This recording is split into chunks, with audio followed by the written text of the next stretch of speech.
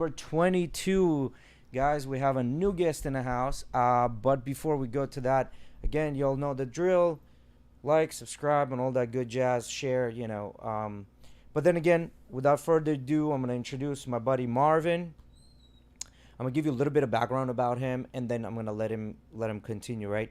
So Marvin is a young entrepreneur, super cool guy. Also big into martial arts. So yeah, comments and questions if you have, go ahead and. But that's about it. So go ahead, Marvin. Yeah, tell us a little bit more about yourself. Go ahead and introduce yourself, however you wanna do it. All right. Yeah, cool. Yeah, my name is Marvin, aka Money Marv. I met Jay training jujitsu out here in Florida. I'm originally from New York. I'm really into software engineering, audio engineering.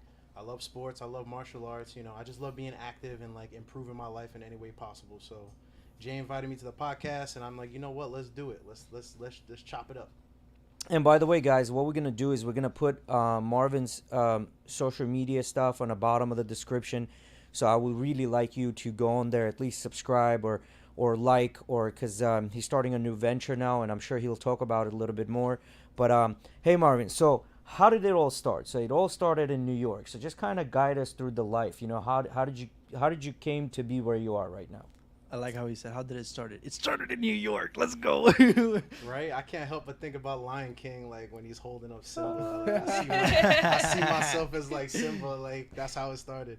But yeah, I grew up in New York, specifically Long Island. Went to high school, elementary school, the whole nine. Went to college and a state school there. And then I was sick of being cold. I was like, you know what? I need to be somewhere warm. It's time. I've been in upstate New York for too long. So I was like, Florida seems like the place to go. I applied for some jobs down here and found a really good opportunity in Tampa. And I ended up working for this company for like 4 or 5 years as a software engineer, and I moved up. In the echelons of salary, I moved up pretty quickly, and gained enough skills to have enough confidence to like save up some money and like go off on my own, and try IT consulting. So I did that for like a year, and honestly, like it failed. Like it was good at first, and then I realized that I'm not good at managing employees, and I come to find out I don't want employees. Like that year of being on my own, even though it was a failure, it taught me that like I don't want employees. I want everybody to be an entrepreneur. Like I want everybody to be empowered to make their own decisions, be autonomous, make as much money as they can possibly make, and help the greater organization. So that was a lesson. I also learned a lot of just who to work with, who to not work with, business decisions, taxes, IRS forms, and all that stuff I had to learn, and a little bit of investing as well. So that was a good lesson. Then COVID happened, right? And then the business really wasn't doing well. So I was like, all right, I got to go back into the workforce. I'm already minimum 6-figure salary. So like, I'm just going to go right in and just ask for, like 150,000 off rip. Had a few offers, interviewed for a few companies, got a couple jobs. First job I stayed for COVID. And then once COVID was over, I knew I didn't want to be there anymore. So I went on to work for another company, and that's where I'm at today. Working for Upstart. They're a publicly traded company. I'm not going to speak on their stock at all in this podcast or any podcast because I'm not going to jail for none of y'all. But it's a great company to work for. And recently I've been focusing on my health. I've been focusing on just keeping good people around me, good energy around me. I've been trying to, just build wealth and like really invest in every asset class, like not just putting all my eggs in one basket. Some of that I learned from my man Jay, my financial advisor over here. No. I never advise. I educate. That's all. That's all I do. Jay's not going to jail for nobody either. Yeah. So what made you? Because when you finished school, right? Somebody had to kind of guide you, and what made you go into software engineering? What was the determining factor for you to say, you know what, I have all these options. I have options from liberal arts all the way to becoming a lawyer, but I'm going to choose software engineering. What was like the catalyst? I'm gonna be vulnerable with y'all right now. I'm gonna share something personal with y'all right now. So, when I was very young, I'm the firstborn child, right? When I was very young, me and my mom and my brother, we were homeless. We and my father was never in my life, so we were homeless, and we were very vulnerable. And I felt like I couldn't do anything to help. I felt like I couldn't do nothing. Especially as a child, especially as a son, like it made me feel real powerless, you know what I'm saying? And in like 6th grade, 7th grade, my grandmother got a computer for the house that we lived in at the time. Eventually, we got out of homelessness and we moved in with my grandmother. And I hopped on the computer and I was like, oh my God, like I can do anything. Like I can build anything. Like there is no limit to what I can do. And even though now I know that's actually true in life, like not just with computers, but in life, like there's no limit to what you can do. But as a child, like that was my first like exposure to that notion of like, wow, like I don't need to have a lot of money to feel powerful. You know what I'm saying? Like I don't need to have a lot of fun. Yes. It really made me feel like I could take the ideas in my head and put it out there and manifest it. So the first practice of that was I started making ringtones. I don't know if y'all remember Nextel phones. That was the joints back in the days. And I learned how to, and you know, we got all this audio equipment here, and like I'm an audio buff, so like I love looking at all this shit. But I learned how to like, you know, just take a little audio file, chop it up like 50 Cent in the club. You know, I'll chop up the chorus and, you know, format it into a Nextel ringtone. And, you know, I was uploading ringtones for my classmates. You know what I'm saying? At $1 a ringtone. So that was my first like entrepreneurial venture in school, like in 6th grade. And I was like, you know what? Like, I don't ever have to work for nobody. Like, I have the power to really make anything happen and make money from it. And I knew I love computers. I just love it. I love programming. I love creating new things. I love technology. I love where it's going. I love what it can do for us as a society. So I've always been passionate about that, and I always stuck with it.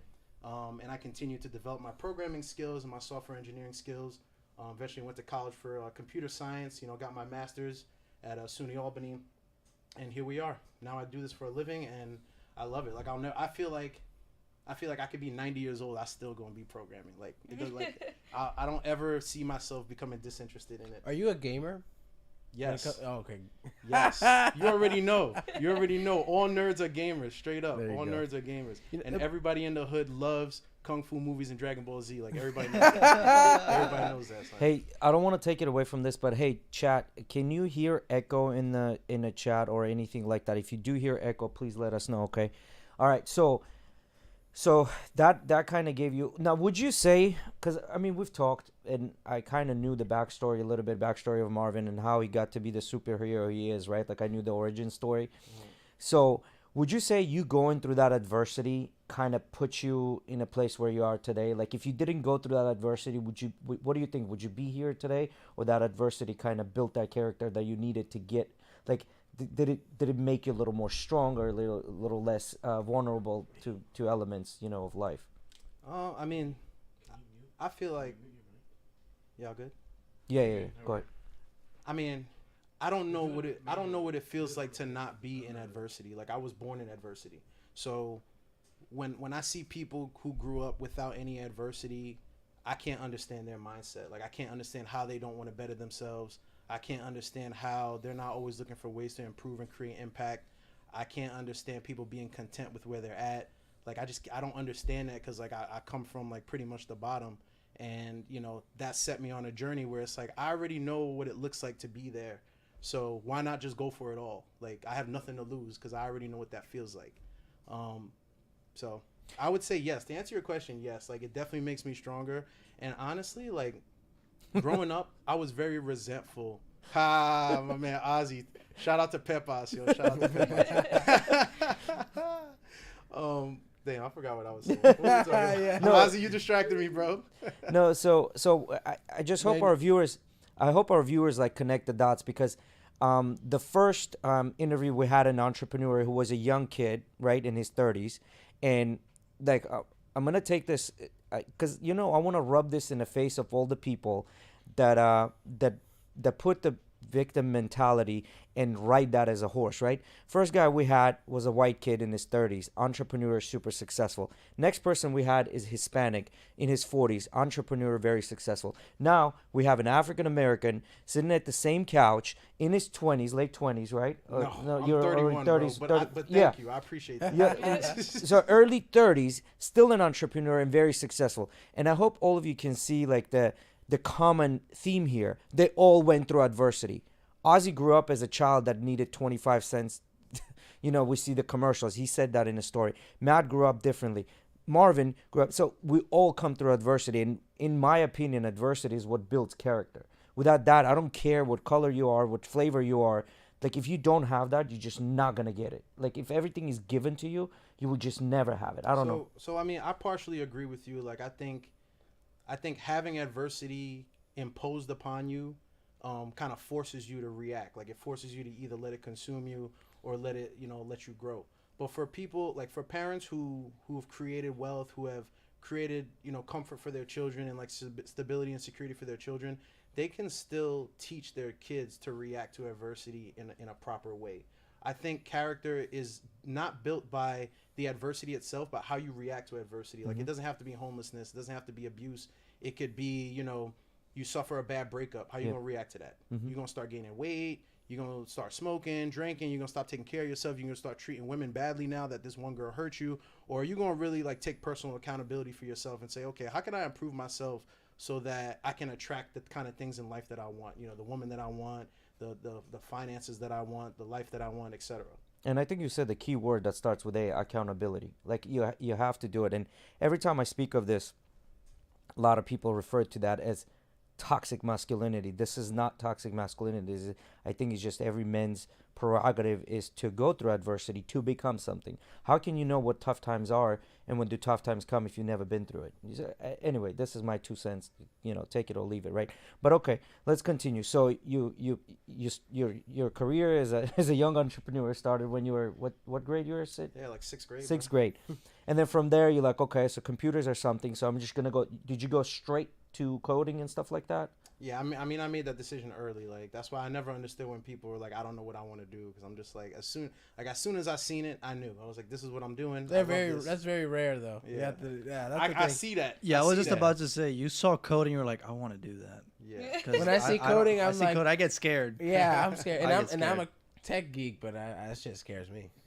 So tell us a little bit more about the side gig you had going on when you were in college. Which one? With the beats? Oh yeah. So I mean, it's for me like it started with audio, it's gonna end with audio, right? So like it's for me like it started with audio, it's gonna end with audio, right? So like my first foray into technology was audio, like the manipulation of audio files, the formatting of them into formats that are supported by different devices, and messing with levels and stuff like that. That's how it all started. So in college, I wanted to get back to that. Like I got really into like audio, but I was a college kid. I was broke. I didn't have all this equipment. I didn't even have any. I had nothing. I had my phone and like my cheap laptop. And I started making beats. I was using free software, and I was making beats, and like the beats were good, but the quality was bad, obviously, because I didn't have the equipment and the software and or the knowledge necessary to make it good quality, because you don't even really need that much paid stuff to have good quality audio. But yeah, so I was making beats. It wasn't really like a gig. It was more just like a hobby passion for myself, something that I enjoyed, and I was publishing it and like sharing it with my friends and stuff. Like it was more of an exploratory exercise. It wasn't really like a venture. But I'm getting back into it recently. I was gonna say, so now that you have a little bit of more grown-up money, so you're getting more into it, right? So tell us a little bit more about it, because that's your newest venture, and I kind of want to like blast that through the pod, because I want people to go in there. Is it SoundCloud? Is it YouTube? Where are you going? What's your outlet? So we can at least direct people to that outlet, so they can either, if it's subscription or whatever it is, or however it is. Yeah, for sure. Yeah, I mean, I've been building this platform. I really only started building the new platform like, oh man, I want to say for like a year, but like 6 months of that year was just me studying and practicing. Like I wasn't putting anything out. And that's so smart to get this stuff down. Bro, this man send me a picture. He has an entire studio built in his home. Like I'm talking about a keyboard, right? Like the whole 9 yards. Like what I mean? Some badass headphones. Yeah, it looks legit. Yeah, I mean, I gave myself a $10,000 budget for a project studio, and I planned it out to a T, and I built it out. Nice. And like my neighbors don't like it, but oh well, like deal with it. You know what I'm saying? Like it's not 11 p.m. yet, motherfucker. Right, I got time. So where is that going? Is it going to YouTube, or what's you haven't really? Yeah, how are you going to what? output your content? Or yeah, so Where can they find you, basically? Yeah, so you can find me on Instagram at Money Marv Media Group. You can also find me on YouTube at Money Marv. Also, I'm on Spotify, Tidal. I'm on every streaming platform, because I use a platform called DistroKid. I don't know if you guys heard of DistroKid. Shout out to DistroKid. You upload your music in one place, and it connects all your accounts, and it actually distributes it to all of the platforms, except YouTube, except my YouTube channel. Like I have to do my YouTube channel separately. But YouTube Music, which is another app, like it automatically goes there as well. Okay. So that's what I use. Yeah, so we're gonna do something similar, once because this is technically our test run, right? Like our soft opening for a couple of months just to see how it works. But we're gonna do something similar where I think we're way past soft Yeah. opening. yeah. But what We we're hot. doing, we're actually looking into doing a auto feed through, going directly to a Twitch Yeah, so there's this thing called Restream. streaming directly to Restream.io different. that it's basically a service that because like for example what we use is OBS, and it's just a capture software that allows you to stream to one app only. And so you see a lot of streamers do multiple platforms at once. They use things like Restream, which is you stream to Restream and they redistribute it to multiple. They even do, I think I saw the first plan, which is free. You can start with 2, so like kind of testing it out, which we should set up. But Yeah, we're gonna test out. We're gonna start doing Facebook, Twitter, yeah, all of the platforms. So now, guys, I don't want to hear it that you don't have a YouTube account, because we all know it's 2023. Some of you have Facebook accounts, so there's no need for you to say, "Oh, I couldn't catch it." Like, we're literally gonna be everywhere, right? So okay. So bottom line, so you're starting this venture. Besides that, what else you got? Because I know you got a bunch of side things going on. Yeah, so I'm working on a few apps. Can't really speak on them right now because it hasn't really come to like full fruition to the point where I'm ready to speak on it. But I'm working on a couple apps like behind the scenes, and I'm just focusing on like financial education, investing, just diversifying my investment portfolio, like getting into like ETFs, crypto, different funds, like trying to distribute so I'm not putting all my eggs in one basket, and also investing in myself because I am an asset. I'm the most valuable asset. So anytime I can invest in my studio, anytime I can invest in books, anytime I can invest in a course, I'm always doing that, always learning, always trying to grow. Because you never know when the right opportunity comes. You want to be ready. Like, it's all about being ready in this industry, in this country. So I saw you got like a sample board, right, on your setup to set samples for whatever. I'm assuming you're gonna start producing your own original beats as well. Yeah, I already have. Okay, yeah, I good. already have, and you can find me on Spotify at Money Marv. And you so can see okay, what I put okay. out. I thought you were still kind of like not necessarily remixing stuff, but outsourcing in that sense. Yeah, no, I mean the all the samples I use are royalty free. Like, they're just like single Yeah, shot yeah, samples. gotcha. I'm not like sampling Jay-Z's song or anything like that. Like, I would have to go through a process to be able to publish that, and I just don't feel like going through that process right now. And honestly, It's not worth like, it right now. Yeah, It and probably costs way too much, right? Yeah, and I kind of like having my own original sound because every song that's sampled was an original sound at some point. Of course. And I would love to be the sound that is sampled. Like, oh, this is so classic that I want to sample it. Like, I want to be that person. It's funny how you hear songs that come out today and like that sounds like something, and then you look into it and like that synth or that beat or anything came from another song. Yeah. Back in the day, like 90s. Prime example, Miley Cyrus's newest single. She used Bruno's thing. Yeah, Bruno Mars's music. Yeah. So, now you said this a couple of times. You've been investing in yourself and whatnot. Now, the most important, because I think I kind of gave away a little bit of tidbit last pod, when we were on. So lately, you told me you cut out meat completely, right? Are you complete vegan now, or are you vegetarian? Yeah, so Talk about that a little more. Okay, yeah, so and we can go back into like the history of how it all started, but long story short, Before you go into it, give him a backstory about you through college and through sports, so the people can see how that progression happened. Like, you were a wrestler, right? D1, right? Yeah, no, I mean, I wasn't D1. Like, I wrestled in high school. I was very good. I think I took 5th in the state in New York, and I was very good. In college, I kind of took a year off, and then I like joined like the wrestling club. It wasn't really an official team, and wrestled with them for like 6 to 8 months, and then kind of got lazy, and I definitely gained some weight. I got into a relationship that was toxic, and that was a learning experience for me, not just in the classroom but outside of the classroom as well. It was really when I moved to Florida and like kind of got my shit together. You did a little bit of kickboxing too, right? Like about 4 years of that. Yeah, so when I moved to Florida in like 2014, I want to say 2015 is when I joined the gym CPF, the one that I met Juan at. And that's when I started getting into like mixed martial arts. Like, I signed up for like the whole package where you get Muay Thai, boxing, kickboxing, and jiu-jitsu. So I did them all. I was doing one of each class like every week. I was training 5 days a week. And I did that for like 4 years, just like, getting my body right, getting my mind right, getting my muscle memory right. And obviously I took more to jiu-jitsu because I come from wrestling. So that was naturally what I was best at out of like all of the modalities of martial arts. So when I tell you guys this guy is a monster on the mats, he's an actual fucking monster, right? Like I can't tell you how many black belts have showed up competing at national and international level. Black belts would show up and he would just wipe the fucking floor with them, tap him out four times in 6 minute period, right? Like he just literally obliterates people on a mat. Now, with that being said, and we all know, like for all the guys that do sports, it's huge, like, protein, meat, so on and so forth. And you switched, you completely went 180 and you became a vegetarian. Yeah. Right. So tell us about more. Why did you go that way? What prompted you to do that, and how? What benefits you see from there? Yeah. So I mean, I guess I was at a crossroads. Like after I left jujitsu, I just wanted to figure out how can I better myself? How can I better my health, like my mental health, my physical health? How can I be a better person? How can I look at Ozzy? I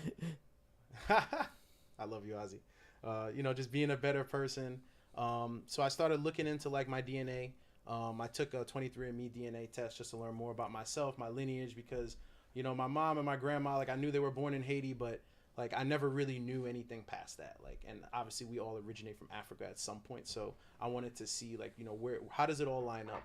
So I looked into that and, just looking into my culture, I went and I started looking into my blood type, because I was reading that if you eat certain foods in your blood type that are good for your blood type and you stay away from foods that are not good for your blood type, you can have, benefits and consequences. So I was looking into that and I'm like, oh, so I'm B positive blood because, I ordered a blood typing kit on Amazon. It was like $8. I don't know why doctors charge so much to get your blood type. It's they run all these different tests and they charge $500. But anyway, that's another conversation. Learn my blood type, realize that chicken is enemy number one for B positive blood type. Basically what it does is it has this lectin in it. It's called an agglutinating lectin that makes your blood potentially clot, and it can attack your bloodstream and give you heart attack and heart disease, puts you at higher risk for that kind of thing. So I was reading into that and I was like, you know what, let me just give up chicken. Let's just see how it feels. Do I feel better? Whatnot. Gave up chicken for 2 to 3 weeks. When I tell you, I felt I woke up. First of all, I was sleeping better. That was the first thing I noticed. I was moving better in my workouts. My recovery was faster. I felt improved. I felt giving that up, improved my health. I can't really describe it on such a scientific level, but I can tell it was working. When you feel something in your heart and your body and you just know it's better. I was like, okay, so let's see where this goes. So I got more strict about it. And I was like, okay, let's see what fruits and vegetables I'm not supposed to eat. Unfortunately, for my blood type, I'm not supposed to eat tomatoes, and pizza is one of my favorite foods. So that was really hard for me to give up. But I gave that up, and I stayed true to the blood type diet. So doing more research about just nutrients and health and protein and biochemistry, I came across veganism and, the ancient African herbalists that practiced veganism, I read this book. It was on Raseke, which is an ancient Egyptian, religious practice, spiritual practice, where they heal people with their hands. It's very similar to Reiki, in Japan. And one of their first tenets was don't eat anything that walks, crawls, or swims or flies. That was one of the things that they said. And when I read that, I just brushed it off. I was like, yeah, whatever. I'm still gonna eat steak. You know what I'm saying? Yeah. But it kind of came back full circle. I kept seeing different signs on social media, and I came across people in real life that's been telling me yeah, I gave up eating meat and I feel so much better. So I was like, you know what? Let's do this. Let's go in. So first thing I did was I created a plan for myself. I'm like, all right, if I'm not eating meat, what am I going to eat, right? Because as humans, we can't just get rid of something. We have to replace it with something. So I was like, okay, where am I going to get my protein from? And I did the math, and I found that I can get more protein from beans, nuts, and vegetables with naturally occurring protein like rapini. I can get more protein from that without the cholesterol, without the fat, without the extra carbs. I can get all that benefit and not have all these extra consequences by not eating meat. So I gave up meat, and I gave up dairy. Are you still doing eggs and things like that, or no? No eggs. So it's you're a complete vegan. Yeah. No milk, none of that stuff. And specifically, I'm a raw vegan, but I'm mostly raw vegan because I'll eat cooked vegetables if I go out to eat, because most restaurants they don't really have raw vegan options. If they have vegetarian options, it's usually cooked. So I will eat cooked vegetables when I'm out, but when I'm home, I only eat raw. I wanted to ask you about that because I heard about some people going to basically get their their intestines and stomachs checked out, being vegan, or comparing them to vegan or vegetarian, as well as people like us, like eat meat, and they were noticing that a lot of you say raw, and that pointed out that a lot of people that you do like the fake meat and stuff like that all this processed soy and all this stuff, it's super super bad for like their intestines, like really really bad. So like I was gonna ask you, are you on like the processed stuff as well? But no, that's good. You say the raw. Yeah, that's really yeah. smart. And it's funny you say that because I tried one of the like the Beyond Meats or whatever. Yeah. That shit's terrible, man. It fucked fucks me up. It fucked It's up really my, bad. Yeah, it fucked It's up really my bad for stomach. you. Like I threw up. Like I felt sick. Oh man. And I was like, yeah, I'm not eating anything that resembles meat. Yeah. Like I don't even want it because like Yeah. it made me feel sick. So Do you know That's that, smart. that Beyond Meat, how they came up to make it look like it's like meat? no. So they're actually using the soy root. I think the root has the color, the red pinkish color. Mhm. That's what makes it look like meat, right? But like it is straight up soy, it's processed soy basically. And we all know that processed soy, at this Yeah. point you can't get actual processed soy. It's all GMO, even though if they say organic, it's still genetically modified, like to withstand Yeah. elements and shit like that. So I think all that's Well, yeah, really like I said, crazy. that's really smart. If you're trying, you make sure to do it still as healthy as possible, but getting your nutrients in. But yeah, I bet that was still a challenge though, like getting it balanced at first. Yeah, it was hard. The first couple of days was hard. Like I had cravings, stuff like that. But then I realized I'm just like what is food to us? You know what I'm saying? Like is it my Energy source, girlfriend? Like listen to how we talk about food. Like, oh, I love chicken. Like, oh, I miss eating this. Like we talk about it like we're in a relationship with it. And like it really made me realize how toxic the relationships we have with food is. It's like if you talk shit about like a food that somebody else eats, they're gonna get mad at you.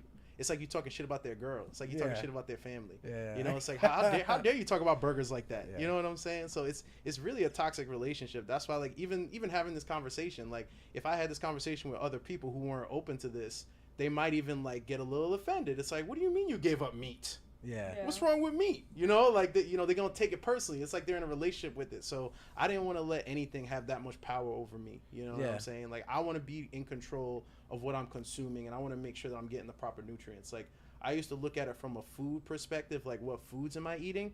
Now I'm looking at it from the perspective of like what nutrients am I getting, or am I getting all the nutrients I need? Like I literally built a chart for myself, and I have all nutrients, like all the vitamin B's, all the vitamin A's, Yeah. zinc, iron, everything. And in the far right column, I have all the foods that have those in it to a certain percentage. And I make sure that my refrigerator has something that covers every single one of those categories. And I always make sure I'm getting all my proper nutrients. And I don't drink anything like other than wine. I do indulge in Cabernet, but as far as like drinking, it's only tea and spring water, like preferably alkaline water, and that's pretty much it. So sticking with alkaline water, do you get a lot of the Fiji water, or do you get all the other ones? Because I've seen a couple of different ones that now have the higher level of alkalinity in it. Poland Spring. I mean, spring water is pretty alkaline. It's not the most alkaline, but it's alkaline enough. There's also naturally occurring alkaline in organic fruits and vegetables, so I get my alkaline water from that too. So actually, I saw this thing. I don't know how true it is. I haven't really dabbled into it or done a lot of research. So this guy was basically advertising his alkaline water, and it's at 11 pH, super super alkaline, right? Super basic. And he took that water and he poured it over fruits. And what I did when he poured it over the fruits to wash them with that water, it literally, you could see a layer of like an oily layer on top of the water. So apparently that alkaline water stripped all the pesticides off the skin of the food, and he pushed it all off. So to me, I was like, all right, well, let me look into this alkaline water, right? So I looked at an alkaline water. It's like $3 or $4 a bottle. And to my head, I'm thinking, bro, like you use a lot of water when you wash ingredients. What else can I do? Now, don't quote me on this. It's probably a terrible idea. But what I do now, I wash my fruit. When about to eat the fruit, I wash it with like soap to strip off all those oils. And so wash it thoroughly. But I've noticed that the fruit actually tastes a little bit better. I don't know. It could be like a placebo effect. But But Maybe yeah, you're so paying more attention to it. yeah, maybe I'm paying more attention to it, you know. But yeah, the water is super important, right? Like having proper mineral content. When you came to get, so you said you gave up chicken at 1st, Mhm. right? Did you give up like steak and fish as a whole, like all together, like at the same time, or did like one go before the other, or did you stay with fish? Because I know a lot of people do pescatarian and they'll keep eating fish, or was that part of like the whole blood type thing as well? So the blood type, so the B positive blood type, they say you can eat like a lot of game, like a lot of like antelope, elk, like beef, and like rabbit, but like no chicken. So I really wasn't limited to the meats I could eat outside of chicken. Yeah. And I like my relationship with chicken was so much more profound because I've been eating chicken since I was a child. So it's like that was, you know, I haven't been eating steak since I was a kid. You know what I'm saying? So I'm like giving up steak to me is like whatever. Yeah. But once I got past chicken, I was like, all right, nothing was. I can harder do than any that. of these. Yeah, Yeah. I was like, I don't need any other meat. If I can't eat chicken, I don't want any meat. Yeah. You know. So giving up the rest of the meat was easy. Honestly, the chicken was the hardest part. Got you. So Art's got a question. What's your opinion about reverse osmosis water? I don't even know what that is. I don't know. Is that a brand? Is that No, a scientific term? It's this term for this water that goes through a specific process of getting the bacteria out, but still keeping certain nutrients. This and that. It has. You got to get a whole special filtration system that basically blasts UV light. Right? No, so That's a reverse different one, osmosis right? basically strips everything off the water. It's just pure water. But the issue with that is our body is not pure water, right? Like we're 70 to 80% water, right? Rest of it is minerals. So what happens? You get what's called osmosis, right? So when you do take that reverse osmosis water, what happens in your cells? The salts start seeping out into the water and water seeping into your cells. So effectively what you're doing, you're stripping off your body of minerals that naturally occur in your body, like magnesium, calcium, sodium, all of that shit comes out, which you need, right? So technically what they're saying is when you're drinking water, you should drink natural spring water, not reverse osmosis water, it's spring water. Right. But you should really drink water that's full of minerals in it. That's why. Because what are you doing? You're not really replacing anything. You're just drinking water that has the content of minerals that your body has. That's why they like during a certain time and in certain areas they'll say like, oh, tap water is like what you should be drinking because it has all the correct minerals. Like Who that's says what that? I remember hearing that in high school here in Florida. So Wow. tap Yeah. water. That explains a lot Like about legit Floridians. from my gym Yeah. teachers.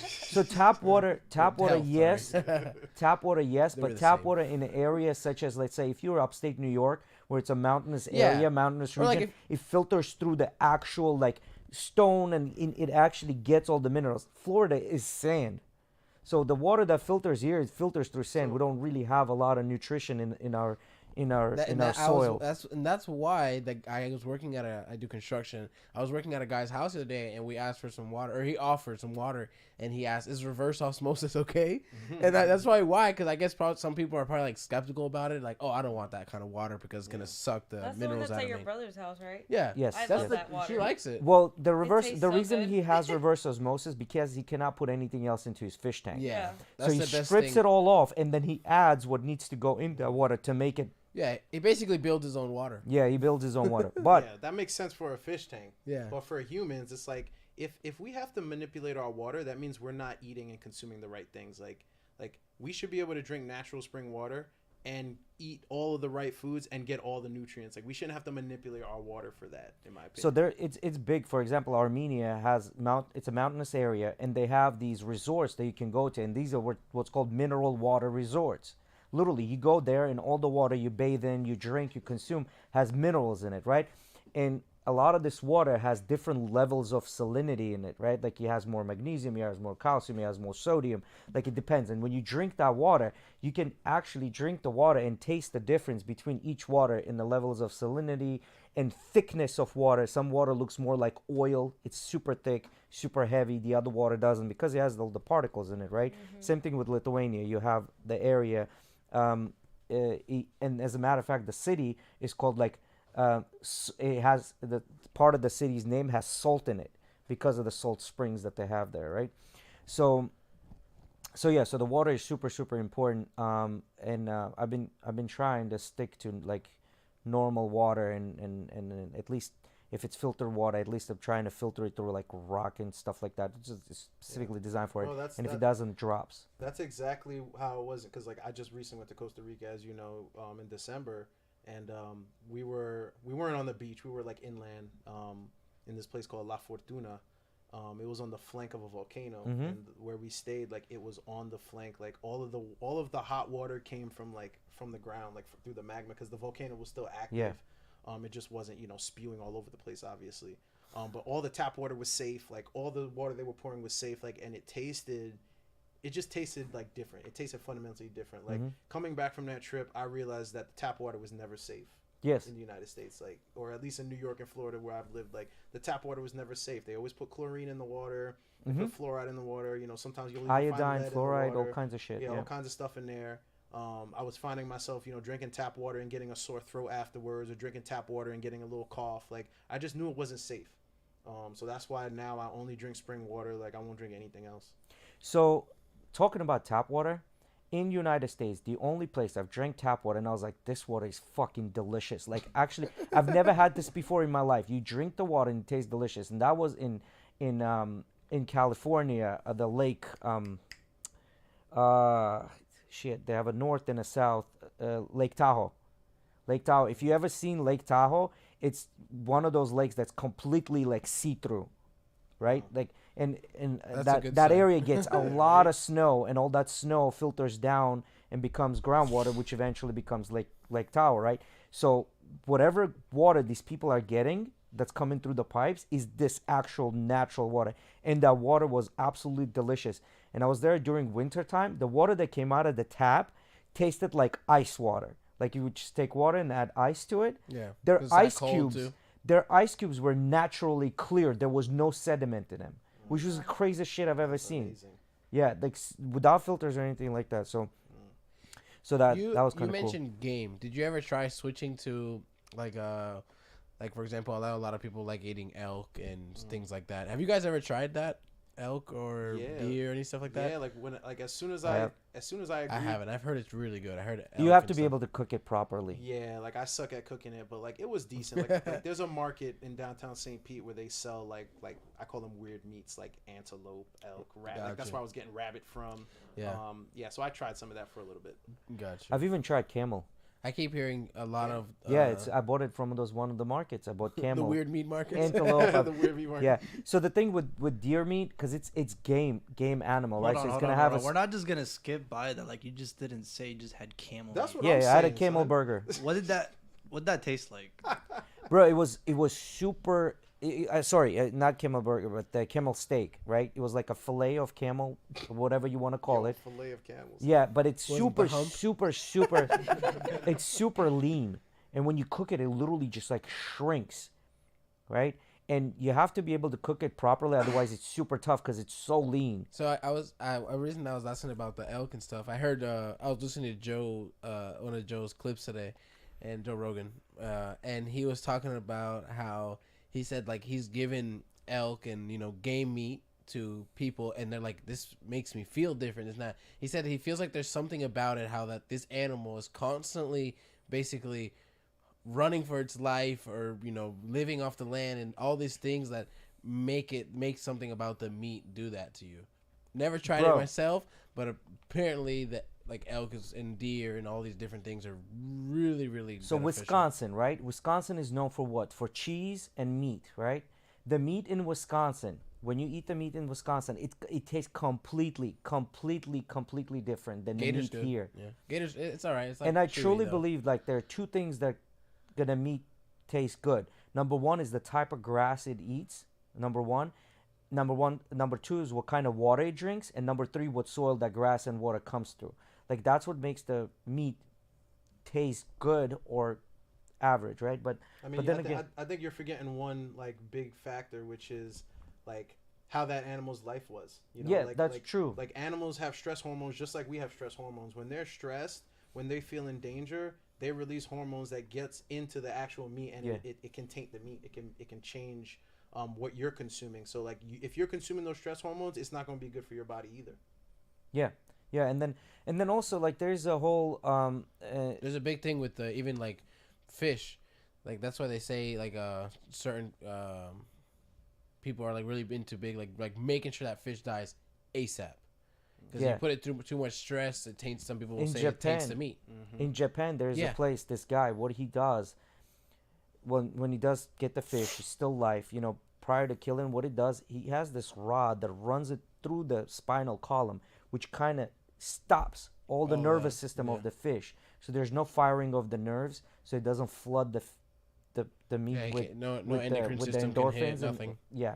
And he says, and people have eaten, I've seen it only on TV, obviously I haven't tasted it on my own, but he says that does help the fish meat taste so much better, right? Like but what I wanted to go to is like I wanted to go back to like, you know, back in the day, like, you know, because we all came, just like you said, from sub-Saharan Africa, right? 300,000 years ago, and then just kind of went throughout, right? Like, so what happened then, Pangea.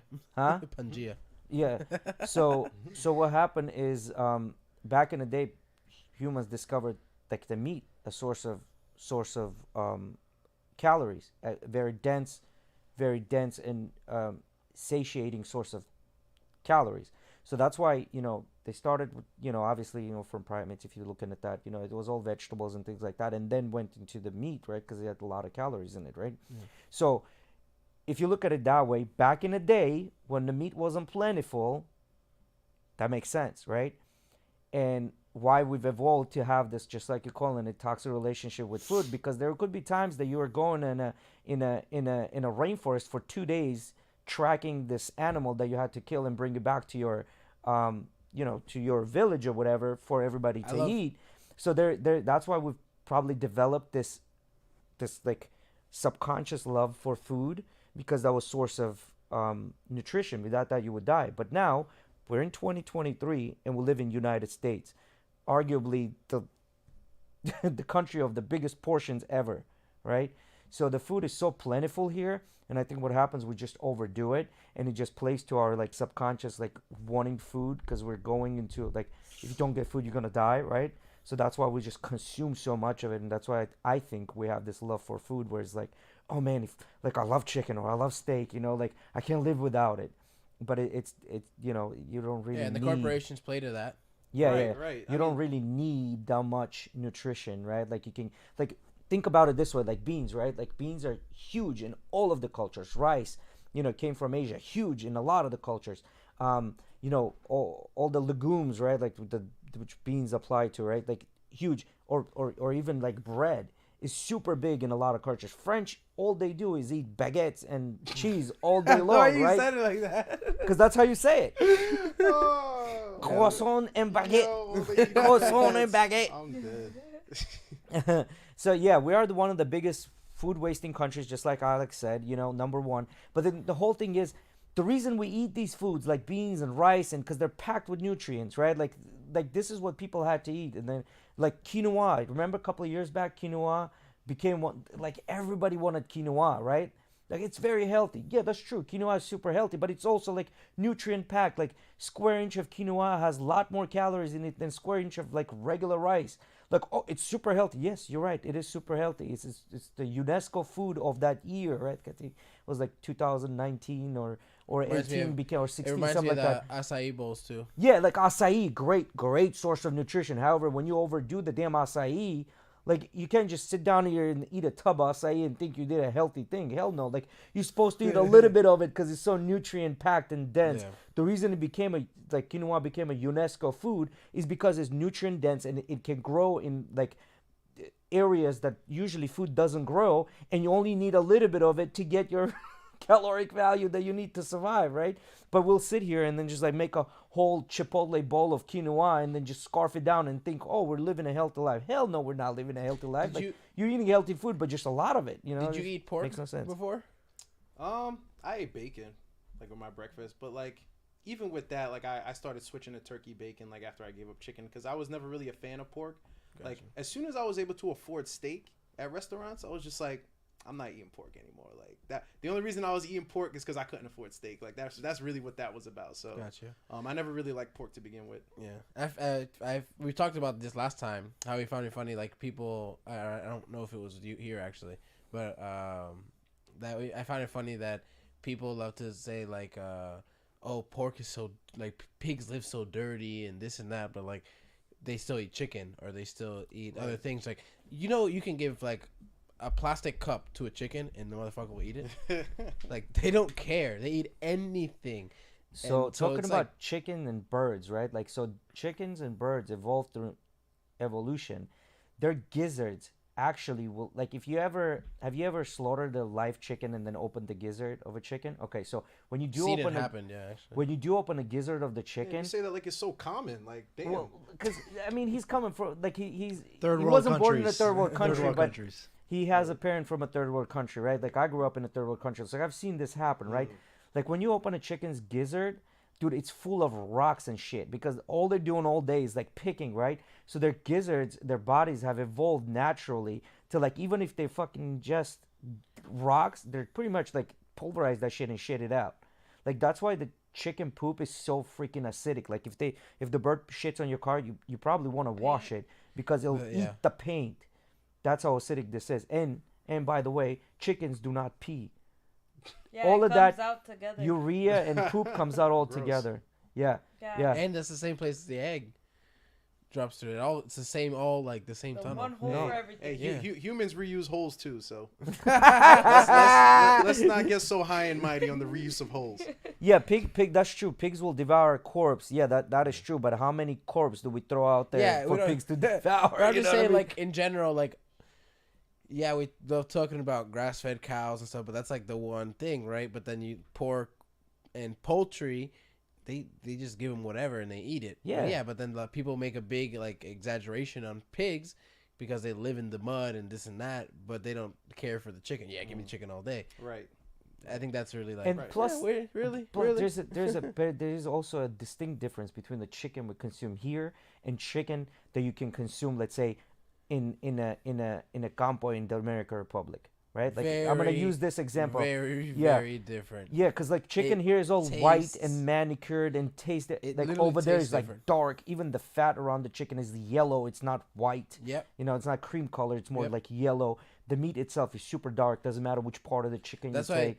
And you don't get as my much dad, of it. My dad like asking for things like chicken that's criollo, which means like wild, Mm-hmm. right? But yeah, it just tastes different. It is different. It just is what it is. And when you go to, I love going to DR and eating the food there because it's not just the chicken. It's like, for example, just eating a ham and cheese sandwich tastes different. Yeah. It tastes different. It tastes just so unprocessed, right? Yeah, that's But it's literally like- kind of it. That's like eggs too. If you buy eggs at the store, they taste like nothing. But then if you have your own chicken and And they're you laying look at the- eggs and you eat it, like it tastes like It, yeah, it has a flavor's really so strong, and it even has a different color. Like you notice the eggs you get from the store, like the yolk is really yellow, and it seems like over time it's getting more and more. It's gonna be white at one point. Ugh. But like you get your chickens, like for example, Randy, my boss, has chickens. You crack one of those eggs and it's like a freaking orange, like really, really orange, and that's how you can tell. Now, hey Alex, can you elaborate a little more what you mean by pigs can give us diseases a lot easier? Are you talking about like bacterial-borne illnesses? Is that what you're talking about? But because I can go into Well, more. yeah, I into think it. you talked about that last time. That was really about He might be talking about worms. Well, but worms are just in any animal, really. Like at and the any end of the fish, day, yeah, especially fish too. and stuff But like, that. for example, I think what that is Parasites. I mean, this is me speculating. What I'm thinking that might come from is that pigs give us disease a lot easier. They carry, they might carry more as well. But that was also what I think you said last time. They just didn't know that they had to cook it more Well, and more to the make reason sure that it's they like didn't that- have these things in it. The reason it's like that, especially like if we're talking about bacterial-borne illnesses, what Yeah, happens? pork is just so good. man. I'm Bacteria, sorry. bacteria can, the way the pork meat is, bacteria actually gets inside of the pork meat. So when you get, let's say, proverbial pork steak, you have to cook it thoroughly because bacteria can be inside it.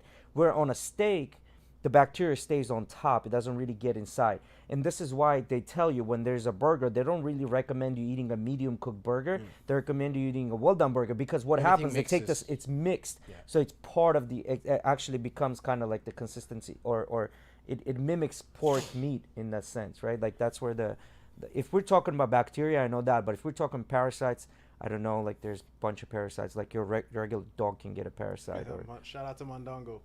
I'm not. I don't. I can't do it. Bro, I I, can't do I it. didn't like it. I did not like it. Yeah. Bro, I can't. I do just can't mondongo. even like. For example, I'm a No. big person on Just like the smell of it. Yeah, exactly, bro. exactly. I'm a big person on like if I smell something cooking and I'm like, what is that? I'm Yeah, not I'm gonna not fucking eating that. Yeah, I'm not eating that. Bro. Like we have a bacalao, which is like this Salty fish. like a really salty It's cod, right? And the way that Dominicans make it, I remember growing up like that.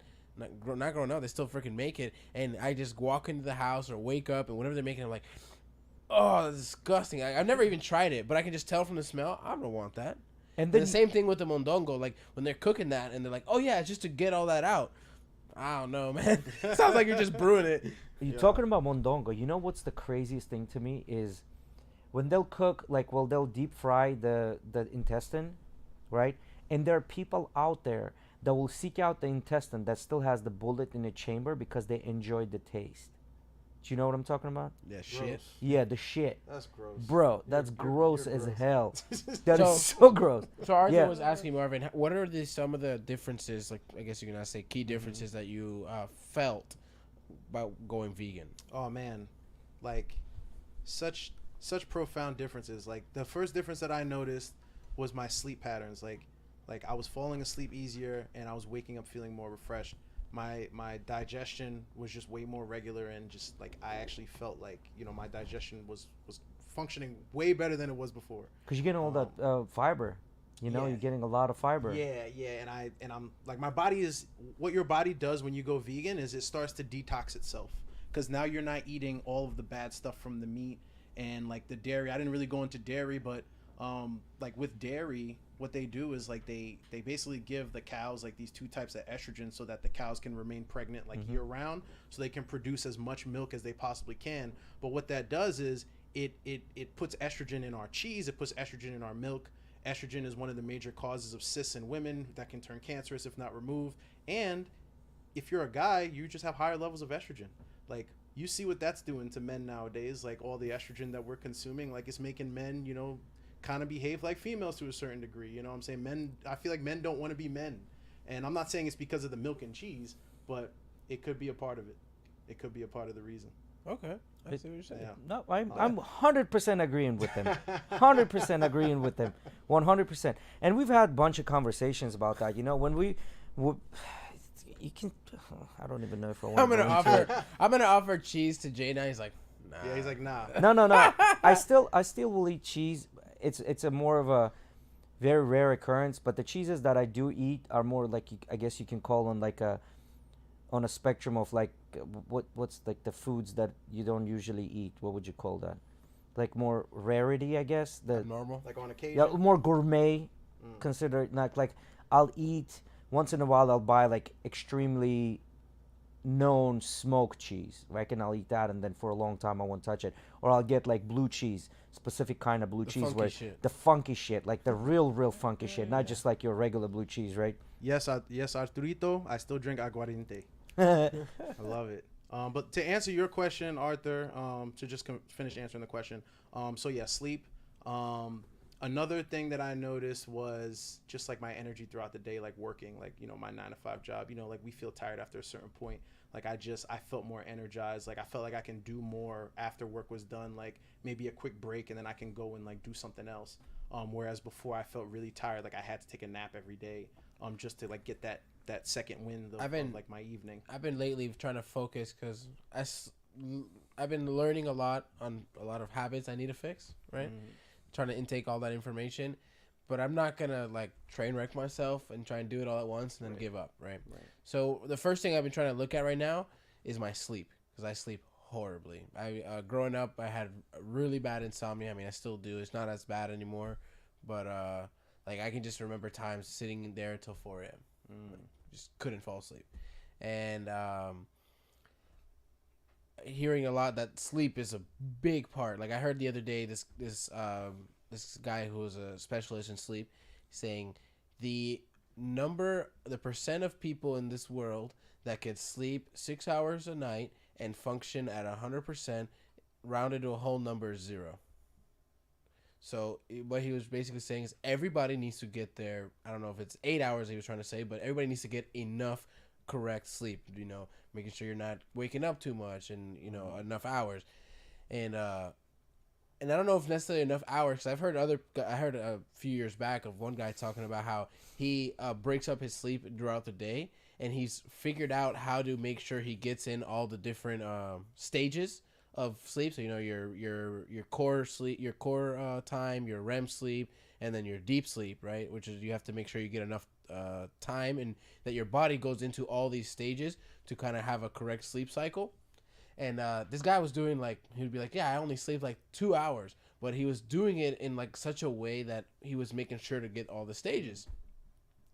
So I was lately trying to monitor my sleep. I have an Apple Watch, so I try to make sure I wear it when I go to sleep and check that. You think that just by sleeping better, that really caused a lot of things probably to, your energy, like you said after. Yeah, for sure. Sleep is a big part of the battle. I want to say sleep is 25% of the battle of just holistic health and feeling good and getting the proper nutrients, feeling energized, having a sharp mind. I bet even depending, for example, if you're not somebody who probably has bad food habits, sleep is probably even more, bigger part than that. Yeah. When you eat, you're not supposed to feel you're not supposed to get the itis. You're not supposed to feel tired after you eat. If you feel tired after you eat, what you ate wasn't good. It wasn't good. And it really took me giving up meat to realize that within myself, because for the first time I was eating and I wasn't tired afterwards. I had dinner and I felt like I could go read or go for a run or work out or go, whatever. That's interesting because I'm really not big on it, but I notice a lot. I can fully admit this bad habit of I love eating before I go to sleep because I sleep I feel like I can sleep better. It's almost become a straight up habit of mine where if I hadn't ate within 5 hours before going to sleep, I just my mind feels hungry, even though I might not actually be hungry, which I can admit that. I feel like I want to eat something. Right. And then also I work construction, like I said, and it's hard to take lunches with you because you don't have anywhere to heat up things, or if you leave it in the car all day, it's just there lukewarm, and things might go bad or whatever it is. So I usually eat fast food every day if we get lunch that day, and I'm tired every time. Yeah, tired. That's also I'm working a physically demanding job, but I'm sure what you're saying is contributing to that I'm eating fucking McDonald's. Of course I'm gonna feel tired. It's shit food.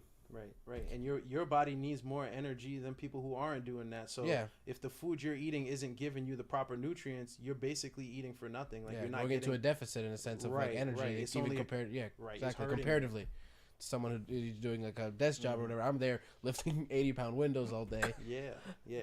And the last. Arthur got a question for you. You ever heard of a lunchbox? Hold on, Arthur. Before I answer that, I'm gonna answer your last question. No, he was talking to him. Oh, because to take food to work. Oh, ha. Arthur, you're an asshole. Like I said, certain things will go bad if you're leaving it in the heat all day. Yeah. When I worked at Best Buy, I took food every day. Right, I took food from home. Not every day. Me and Miguel would go get some poncho. They did also have a whole fucking kitchen over there. That's what I mean. Exactly. They had not a whole kitchen. They had a fridge where I could put my food and then a microwave to warm it up. You had an oven.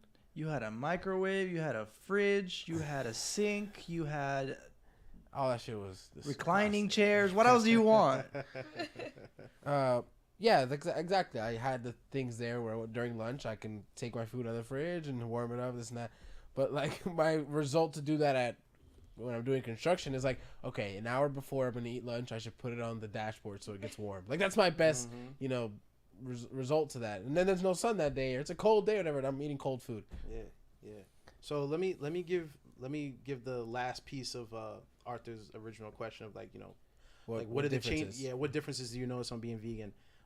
The third difference, it's not the last, but it's the third one that I feel like most guys are interested in is, performance in the bedroom, sexy time. You know what I'm saying? Men out there, if you're not vegan or not vegetarian, try cutting out meat for 2 weeks.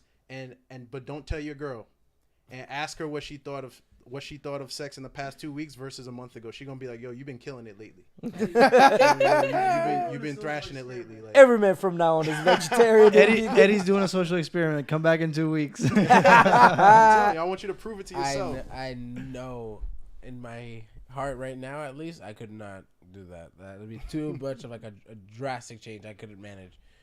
first, I don't make the money to be buying the food myself and providing all that. I don't have the time to be cooking all that, making sure I can. Yeah. I mean, so like, let's talk about the money. So the money is not. It's not what you would think, right? So when I was like, I don't want to say eating like shit, but like compared to like how I'm eating now, like when I was eating like shit, my grocery budget was approximately like $600 a month. And that's a lot. Like, and I know I eat a lot. Like that's that's enough for like most families. But that was my budget.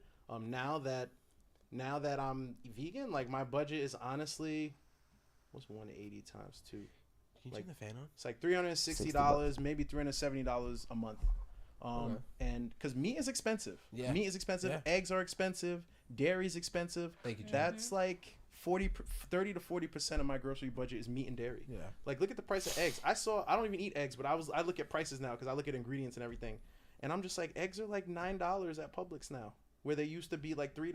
Yeah. I'm like, okay, so are you really saving money by not eating vegetarian? Like, I don't know. Like, and I only buy organic fruits and vegetables, which is more expensive. It's about 15 to 20% more expensive. But the Gotcha. offset, It's worth it. It's worth Yeah, it. That's like, all I buy. what you save from not eating the meat and dairy like outweighs that. And you're actually getting more nutrients. So if you think about it, you're getting a lot more for your money. The food that you're buying now, you're not getting any nutrients. Especially if you cook your food over 110 degrees, you're cooking out like most of the nutrients. Yeah. So Unless you're drinking that water, that's pointless, and then there's still evaporation of shit.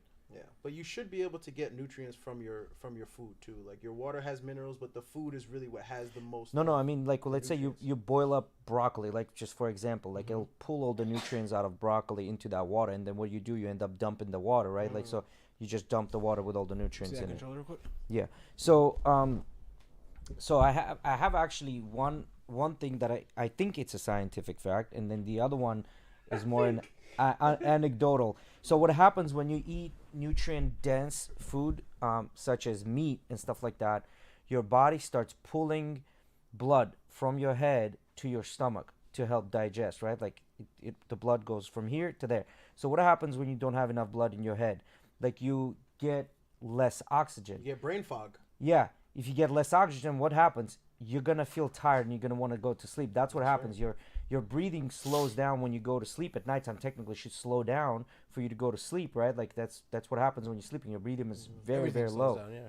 So that's what happens when you eat, like, nutrient-dense food that requires a lot of digestion. It pulls all the blood into your stomach from your head, so you get the brain fog and you want to go to sleep. So what you're like, the concept of what you're saying is right, but there's a little bit of an error in what you're saying. So what happens is when you eat foods that are rich in the nutrients that you actually need, it provides your digestive system with the enzymes necessary to break it down.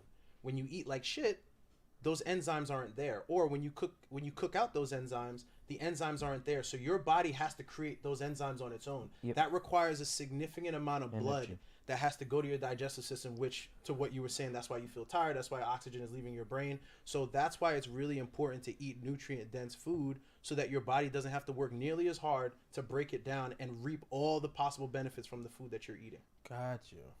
So this second part is more anecdotal, right? Like, this happens to me, that, again, as I said, is anecdotal. Every time, if I eat meat within 2 to 3 hours of going to sleep, I have the worst fucking nightmares of my entire life. I don't know if this ever happens to anyone else besides me, but I get such bad nightmares that I cannot sleep throughout the entire night. Like, I literally wake up because of the nightmares. You know, But again, that's anecdotal. You know? Remind me of this. I found funny, like, if you like, I think about like my dreams and stuff, and if you just like, nightmares are so different as an adult. Like, you think of your nightmares now, which is just like a dumb situation that makes you maybe a little anxious or nervous, whatever. It's not really like an actual nightmare where you're scared for your life, maybe. Oh yeah, Or bro. I'm fighting sometimes too, people like with Kalashnikovs, Yeah, like yeah. that, like getting hit by bullets, bro. For example, Yeah. I can think. That's coming from somewhere from your past. Yeah. I ain't got nothing to do with the meat. That's Yeah. something else. Like, I I'm can fighting remember- demons I in my can- sleep. Yeah. I That's- can remember that's like something different. a dream I had of like I got shot or whatever, and like, yeah, that's an example, but like the majority of the time I think of like my nightmares as an coming into an adult now, it's more of just like weird random situations where I'm like either really nervous or anxious or worried about something. It's not really like I'm scared for my life. I feel like I don't know if that's just me. Oh shit! Look at Arthur. He's like, if I drink and red meat, I will either have nightmares or sleepwalk. Like his wife caught him sleepwalking. Oh yeah, my sister said that he got off the wall. He went up to the wall and like checked the wall, right? Like, Yeah, yeah. It's like rubbing it. Yeah. Damn. So the second, like, this is an actual legit question because I know for a while you were doing those delivery meals. Yeah, like the meal prep service. So Yeah, have that was you? a short stint. Are you doing?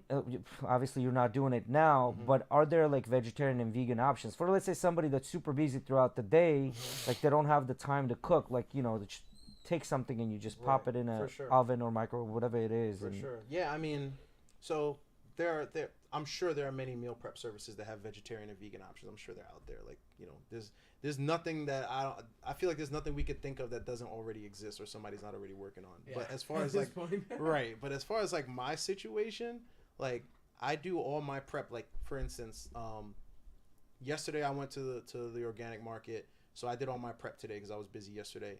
And what I do is like I take my fruits and maybe some beets or something, and I chop it all up and I make these purees, like, and I have like 8 like mason jars full of like these purees of fruit and vegetables.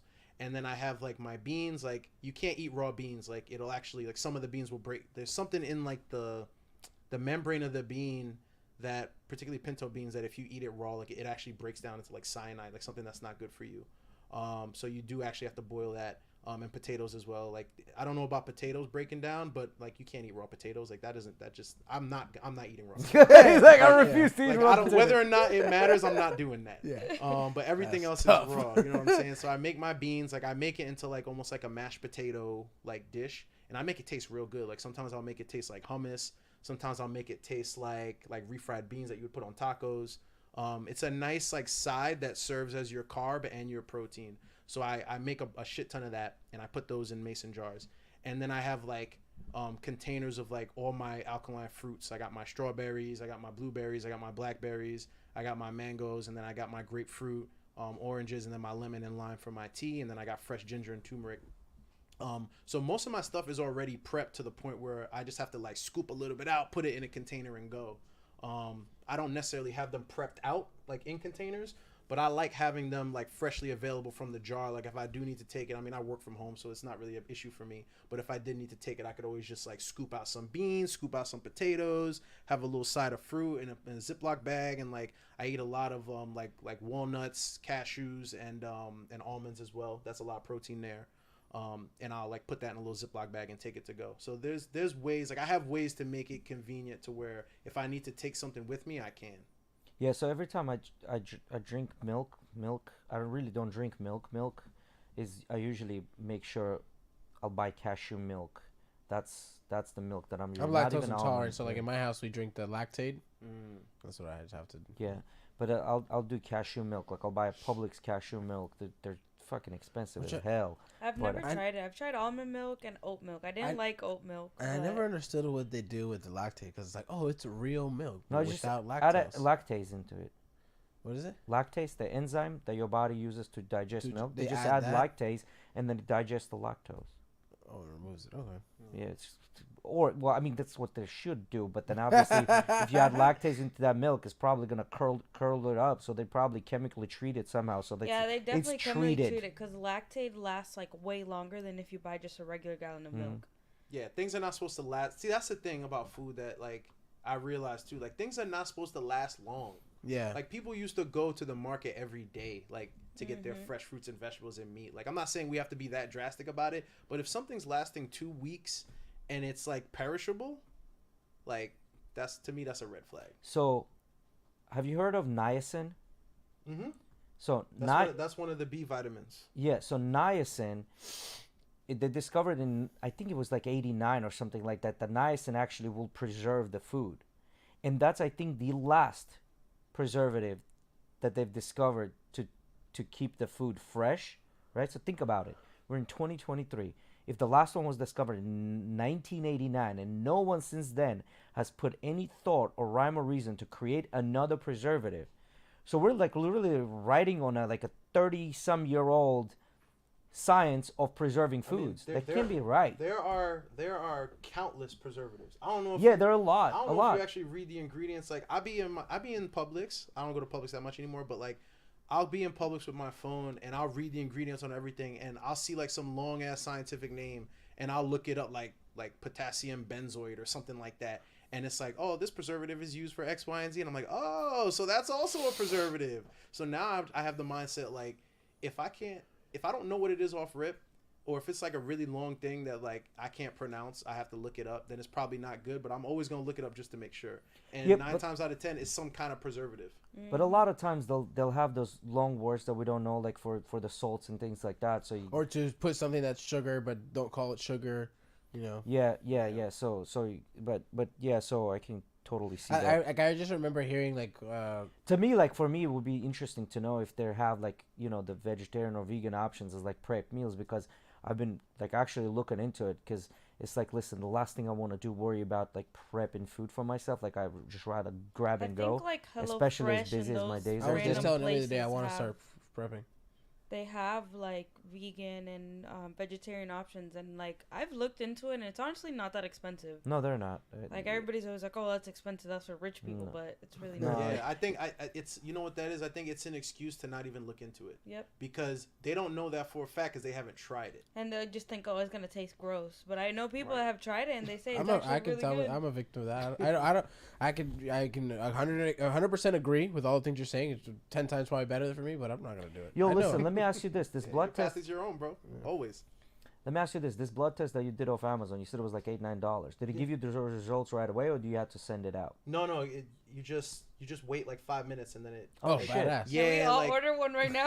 Yeah, I was gonna yeah. say I'm gonna order like 4 for all of us. Yeah, to we see do it on what stream. food we get. Yeah. Yeah. So like basically it's this little pad and it has 4 squares and like based upon how the blood clumps in each square will determine your blood type, whether it's A, B, O, whatever.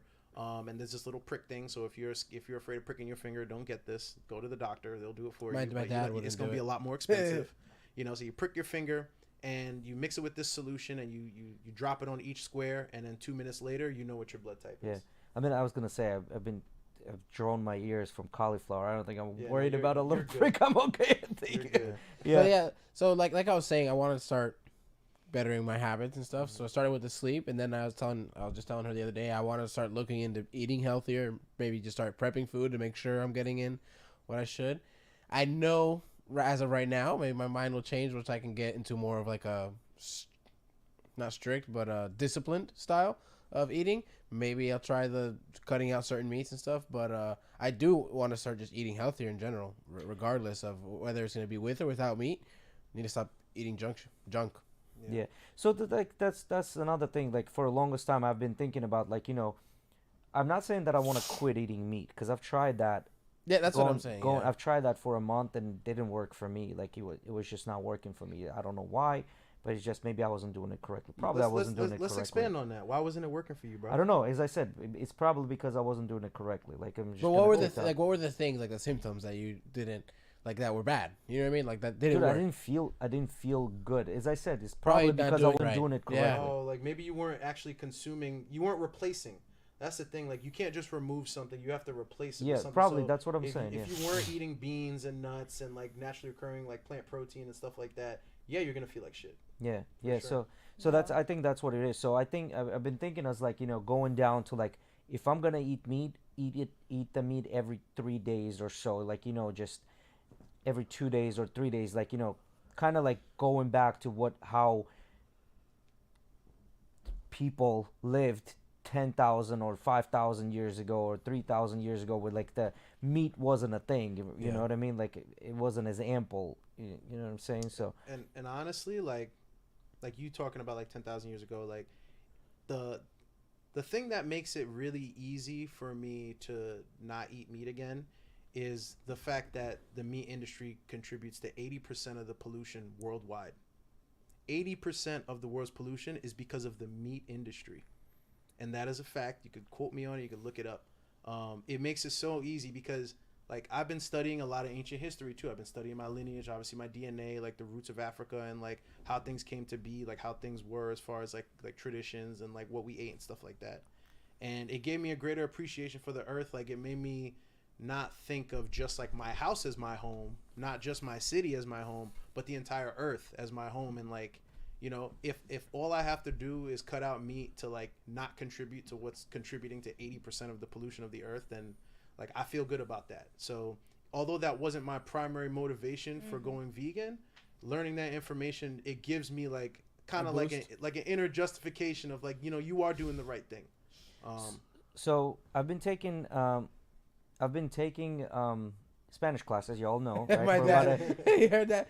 My dad said, "I don't trust people if they don't need me." so you know, y'all know I've been taking Spanish classes for about a year and a half now, right? Like, so my teacher Valentina, she's completely vegan, like straight out vegan, and her thing is like the cruelty to animals, right? Which I get it. And she's been trying for a year and a half. She's been trying to talk me into going vegan. I think that one is I can't. Yours I like the pollution, like very valid, 100%. But the cruelty, the amount of game killed by farmers to protect your fruits Crops. and vegetables is insane as well. You know what I mean? Like, you really like how are you gonna do that yourself? But does it compare to like the meat? Hey, Arturito, Zeus. Does it compare to? But yeah, but does it compare to like the meat industry and feeding millions and millions of people steak and burgers and stuff like that? Like I think like killing a few raccoons to protect your carrots is not. But it's not a few though. It's not a few. It's they have to kill a lot of animals, a lot. Like that whole area, like within 5 miles, basically needs to be get rid of. I feel just like to be sure that these farmers are not fucking their crop. I feel like as humans, like we're so smart, like we can go to space, like we have satellites, like we have so much technology, we're so smart, right? Like why can't we come up with an eco-friendly way to protect our crops? I just don't understand. Agreeable. Like, can we have to kill? Like is that what we have to do? 100% agreeable. I think it's probably just easier to just kill them. But that's the problem. That 100% is the problem. No, that is across all corporations when it comes to everything. There is the technology nowadays can fix so many problems. So fucking many, but these corporations will lose so much money by allowing these problems to be fixed that they're just not going to do it. They're just not. So like, there's a really interesting thing. You know, we all have I think we talked about on a pod back in the day, like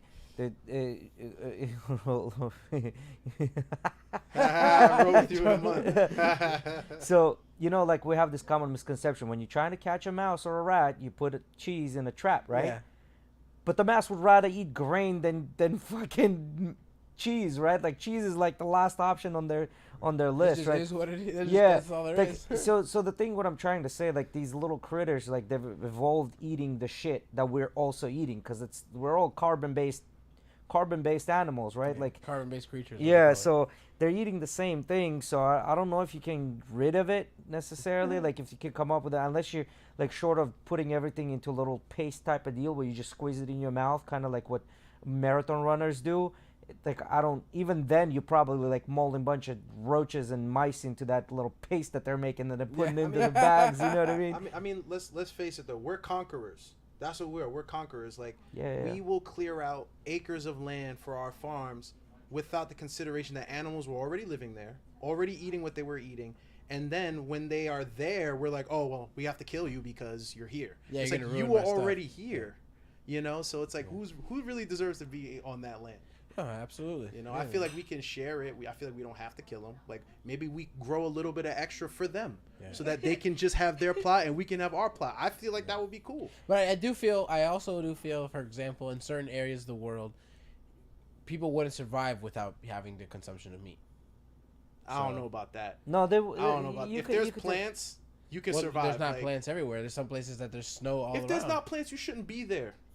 Well, where are you gonna be where there's no plants? The desert? The fact that you become part of the Bedouin tribe. The funny thing is, they tell me how they walk to school in -degree weather. What plants are growing there? I was watching a video of. We shouldn't be there. I was watching a video of this guy. I don't know if you've heard of him, Fearless and Far, where he just goes with tribes, travels the world, and so on. He went to meet up with this tribe, and he has this question. He said, "What's a good day like for you?" The guy replied, "When we have meat." Yeah, because that's what I'm trying to tell you. Like the meat. I'm not saying eat it or don't eat it, right? Like meat, like if you look at it, it used to be such a scarce commodity and still is in some areas in the world. Meat is sexy. Okay, after you're done eating meat, you have endorphins. Yes. You know what I'm saying? You feel good. Yeah, You know what I'm saying? That's addicting. It doesn't matter if you're an ancient tribe or if you're a modern day civilization.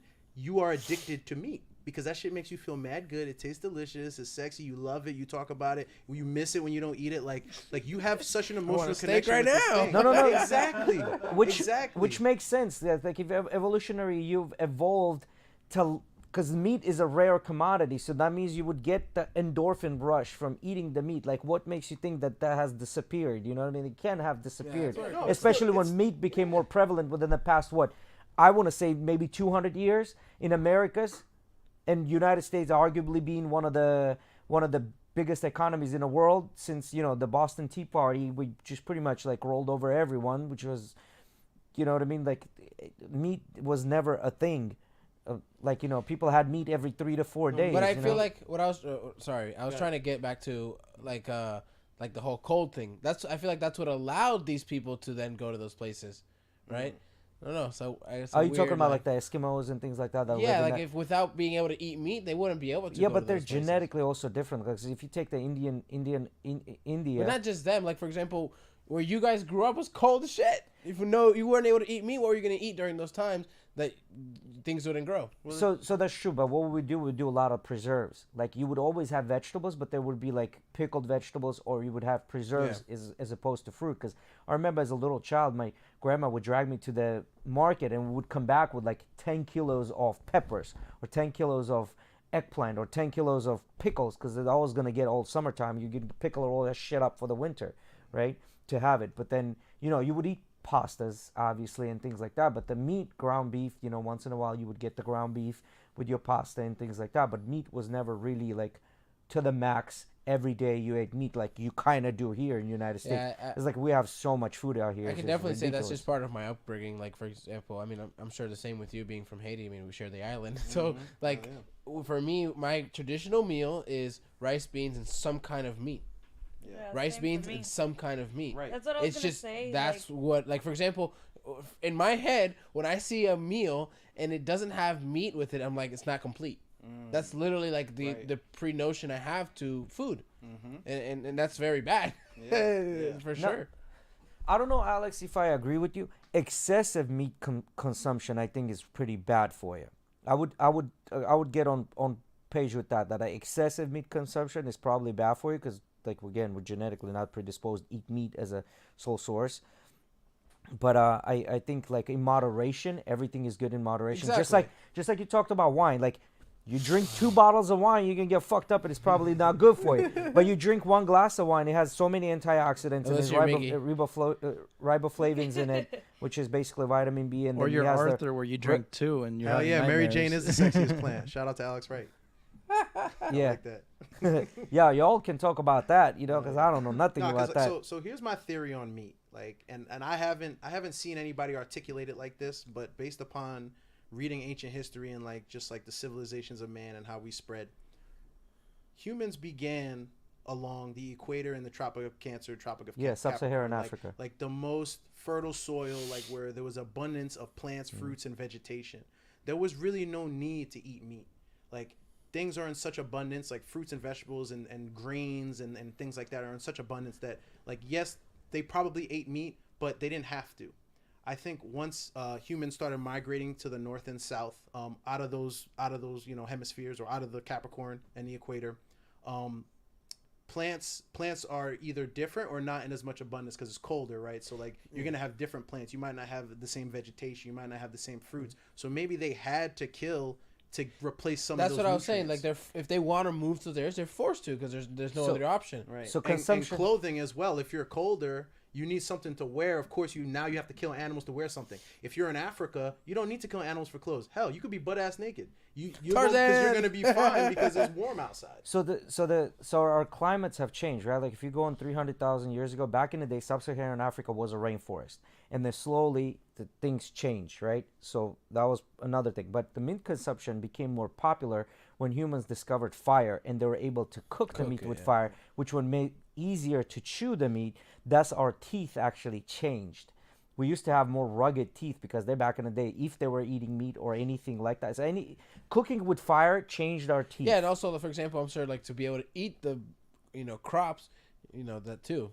Cooking it makes it softer, easier to eat, easier to chew. Yeah. So that's not only the meat, probably the fruit and vegetables, the same thing too. Right, and that's an example of us manipulating our environment to suit our desires versus just going along with what we're naturally predisposed to do. Like our teeth are flat, like. We're not meant to tear meat apart. Like we're meant to eat plants and grains and fruits and vegetables. Like that's how we're designed. Yeah. But we want meat because meat is sexy. Like we want it. So we're gonna do whatever it takes to get that. So if we have to kill and set fire to our meat just to be able to eat it because our teeth aren't built for that, we're gonna do that, and we've been doing that. Yeah, no. What I'm saying is like our teeth were used to doing that, tearing the meat. But because there was not a lot of meat, we wouldn't do it as much, right? But then when they discovered the fire. So what happened is, actually the best way I can compare it to is, I think his name is Belyaev. He's a Russian scientist, right? So what he did, he took foxes, right, and he tried to prove that you can domesticate the foxes. And the way he did that is, he took the foxes, and then through generations, he would classify the foxes: class 1, class 2, class 3. In the UK, that's a big thing, yeah. Like people. Well, the foxes everywhere there in downtown, in the entire city of UK. But so what he did, he would classify them: class 1, class 2, class 3. Class 1 foxes were the ones that would not approach you no matter what. Class 2 was they would approach, grab the food, but then run away. And class 3 was they would approach, they would wag their tail, so on and so forth.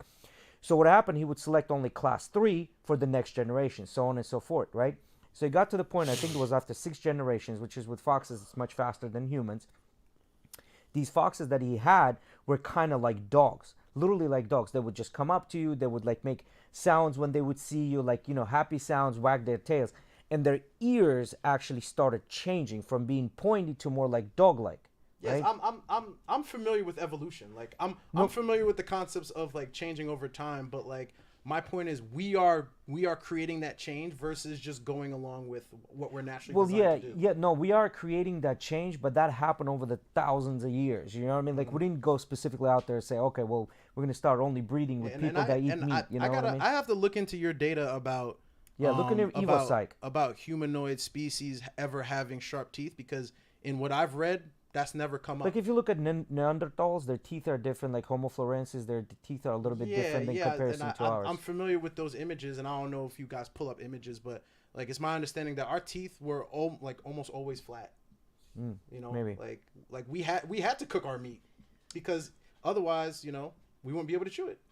Yeah.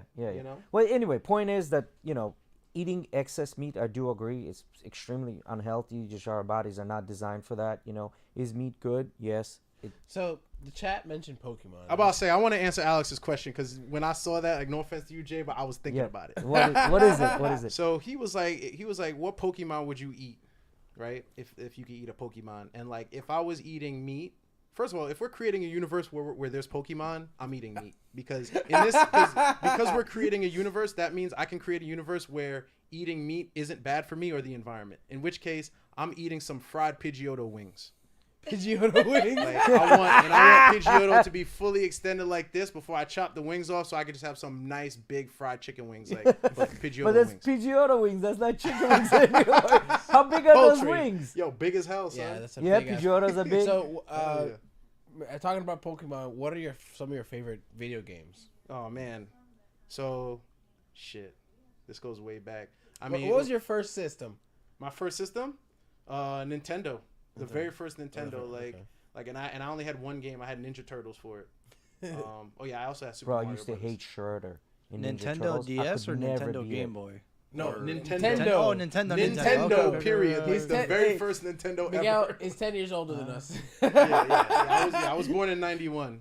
He's an OG. Literally 10 years older than me. Yeah. But I love the Madden games. Like Grand Theft Auto is my all-time favorite. Like Grand Theft Auto San Andreas is my favorite. Yes, Even though I love that's a 5. classic. Like San Andreas is still my favorite. They had the best obviously. cheats in that in that Yes. time, right? Yes, so good. And I just love the concept of video games too. Do you still play now? Every now and then, like I have a PS4. Like I was gonna get a PS5, but I'm like I don't play enough. I'm too busy right now. Yeah. Like when I achieve a certain level that I'm trying to achieve, then I'm gonna go back to playing some more video games. But for now, like it's just every now and then. Get into that PC gaming, man. That's, I know, that's the way. I know. That's But the like way. if I don't have some shit like that set up, then I'm gonna feel like I'm not gonna be able to perform like on that level. Yeah, the thing about that's nice with the consoles, you pay $500, you get about a $1,000, $1,200 PC, but like it's like a laptop or a game console that you can never upgrade, and 5 years is outdated. Right. The games run shitty on it. You know, Right. like I had a PS4 as well, and that's what I was using before switching to PC, and like just playing newer games, it look horrible and stuff like that, and so Yeah. it just the PC gaming is definitely the way to go. Yeah. So I've heard like all my software engineering buddies, like they all game on PC, and Yeah. like I have a Games are cheaper, more yeah. games. You have way more games. Yes, and like everything starts on PC, so why wouldn't I? Yeah. I mean, you have a handful of games. Like for example, I grew up playing PlayStation. First thing I can remember is playing, like you said earlier, Dragon Ball Z Budokai Tenkaichi yeah. 2. That's the Let's one I get remember it. playing. Yes, yes. You're a 3 guy. Oh man. But like I remember playing that game a million times. The Tekken games. I played a PlayStation 2. Hell yeah. And like games like Last of Us or like PlayStation or Xbox exclusives, like that sucks. You can't play those, Yeah. but they come eventually. Yeah, I was addicted to Destiny when it came out. Yeah. You played Destiny when it Yeah, came out? I played Destiny and Destiny 2 a little Bro, bit. when Destiny came out, like I had no friends. I was not in a relationship. Yeah. Like you didn't see me at all. I was not out the house. Like I was on Destiny. I was playing. I was working, eating, and playing Destiny. That's it. Barely sleeping. So let me ask you this: anybody had PlayStation 1, the very first one? Yeah. I had it in my household. I was by the time I got to the age where I was playing video games, like actually playing them, understanding what I was doing, the PlayStation 2 got into my house. Yeah, the PlayStation 1 was a stepping stool of mine. She makes so many claims that I was like the little devil child. Like I used to like apparently I can see that. I used to like, as a I kid, can see that. I would try and How was that use- matcha? You try it? Oh yeah, it's delicious. I used to use her CDs as like a skateboard across the floor. Like I was like a ninja. What am I, a ninja? Like no, I was fat always. This is not true. No way this was happening. So the reason I brought the PlayStation 1 up, Yeah, I saw that they're coming out with another Budokai Tenkaichi game.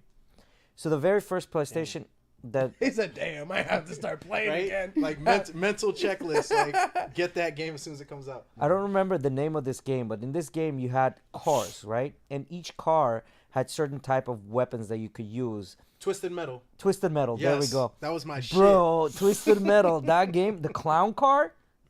The clown shit. car? Yeah, that's legendary. Yeah. Like, That was the so game I played. The first system I probably had in my house was PS2, but I remember, for example, my best friend Rodolfo. You know Rodolfo. Mhm. He went to Costa Rica with you guys and stuff. And his brothers are a little bit older. Not a little bit. He's got an oldest brother, probably 35, 36 at this point. Anyways, they had Super Nintendo, Nintendo 64, GameCube. They all had all those systems in the house.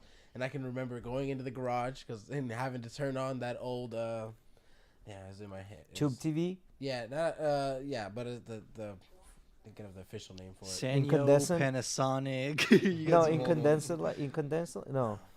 This is Tube TV. They use these Yeah, specific these bulbs. Big box TV, Yeah. man. And yeah, playing Spider-Man. The and ones with Mortal the- Kombat. That was my shit. The ones with the Mortal Kombat. RCAs in the back. Yes, exactly. When you still had to use RCA. Bro, talking about Mortal Kombat. When Mortal Kombat first came out, and they had those fatalities and brutalities and animalities, they brought all of that. Looking at those first graphics back in the day and looking at the graphics now, like the shit that And they you know what I love about created? Mortal Holy Kombat is that fuck. they've kept that. Like for example, back in the day, it was gruesome, but you're looking at Yeah, you're it's looking all at pixelated you're looking and at shit. 360 pixels. Yeah, it's so like- it can really only It's look like, that. yeah, that's fucked up, but but it now don't look it's real like- enough for me to feel nothing. Exactly. Now it's 4K, and this Now guy's you're really like, like "Oh, blasting his yeah, ribs. yeah. Yeah. Son, And they have oh." kept it just as gruesome. It's Yes. insane, and the fatality things is the best. I- Oh, and then the little guy when you do the uppercut perfectly, wee, and pop up on the I side. don't even know what you're You talking know? about, but that So- sounds great. So in Mortal Kombat, they had this thing where if you uppercutted at a certain timing, there was this little guy. I remember this on the Nintendo 64. There was this little guy that popped on the side of the screen and go wee. Yo, It was, that's it was wild. hilarious. Yo, that's crazy. So anyone ever play Counter Strike? Counter Strike. Counter-Strike? Yeah, that's still a game. No, now. not a Counter Strike. Yeah, you're Contra, talking about Contra. Contra, which is Yes, like, yes, it's a popular yes. arcade game, but Yeah. there is a generation of folks that played that when it first came out on console. Yeah. Yeah. So, or there was another game.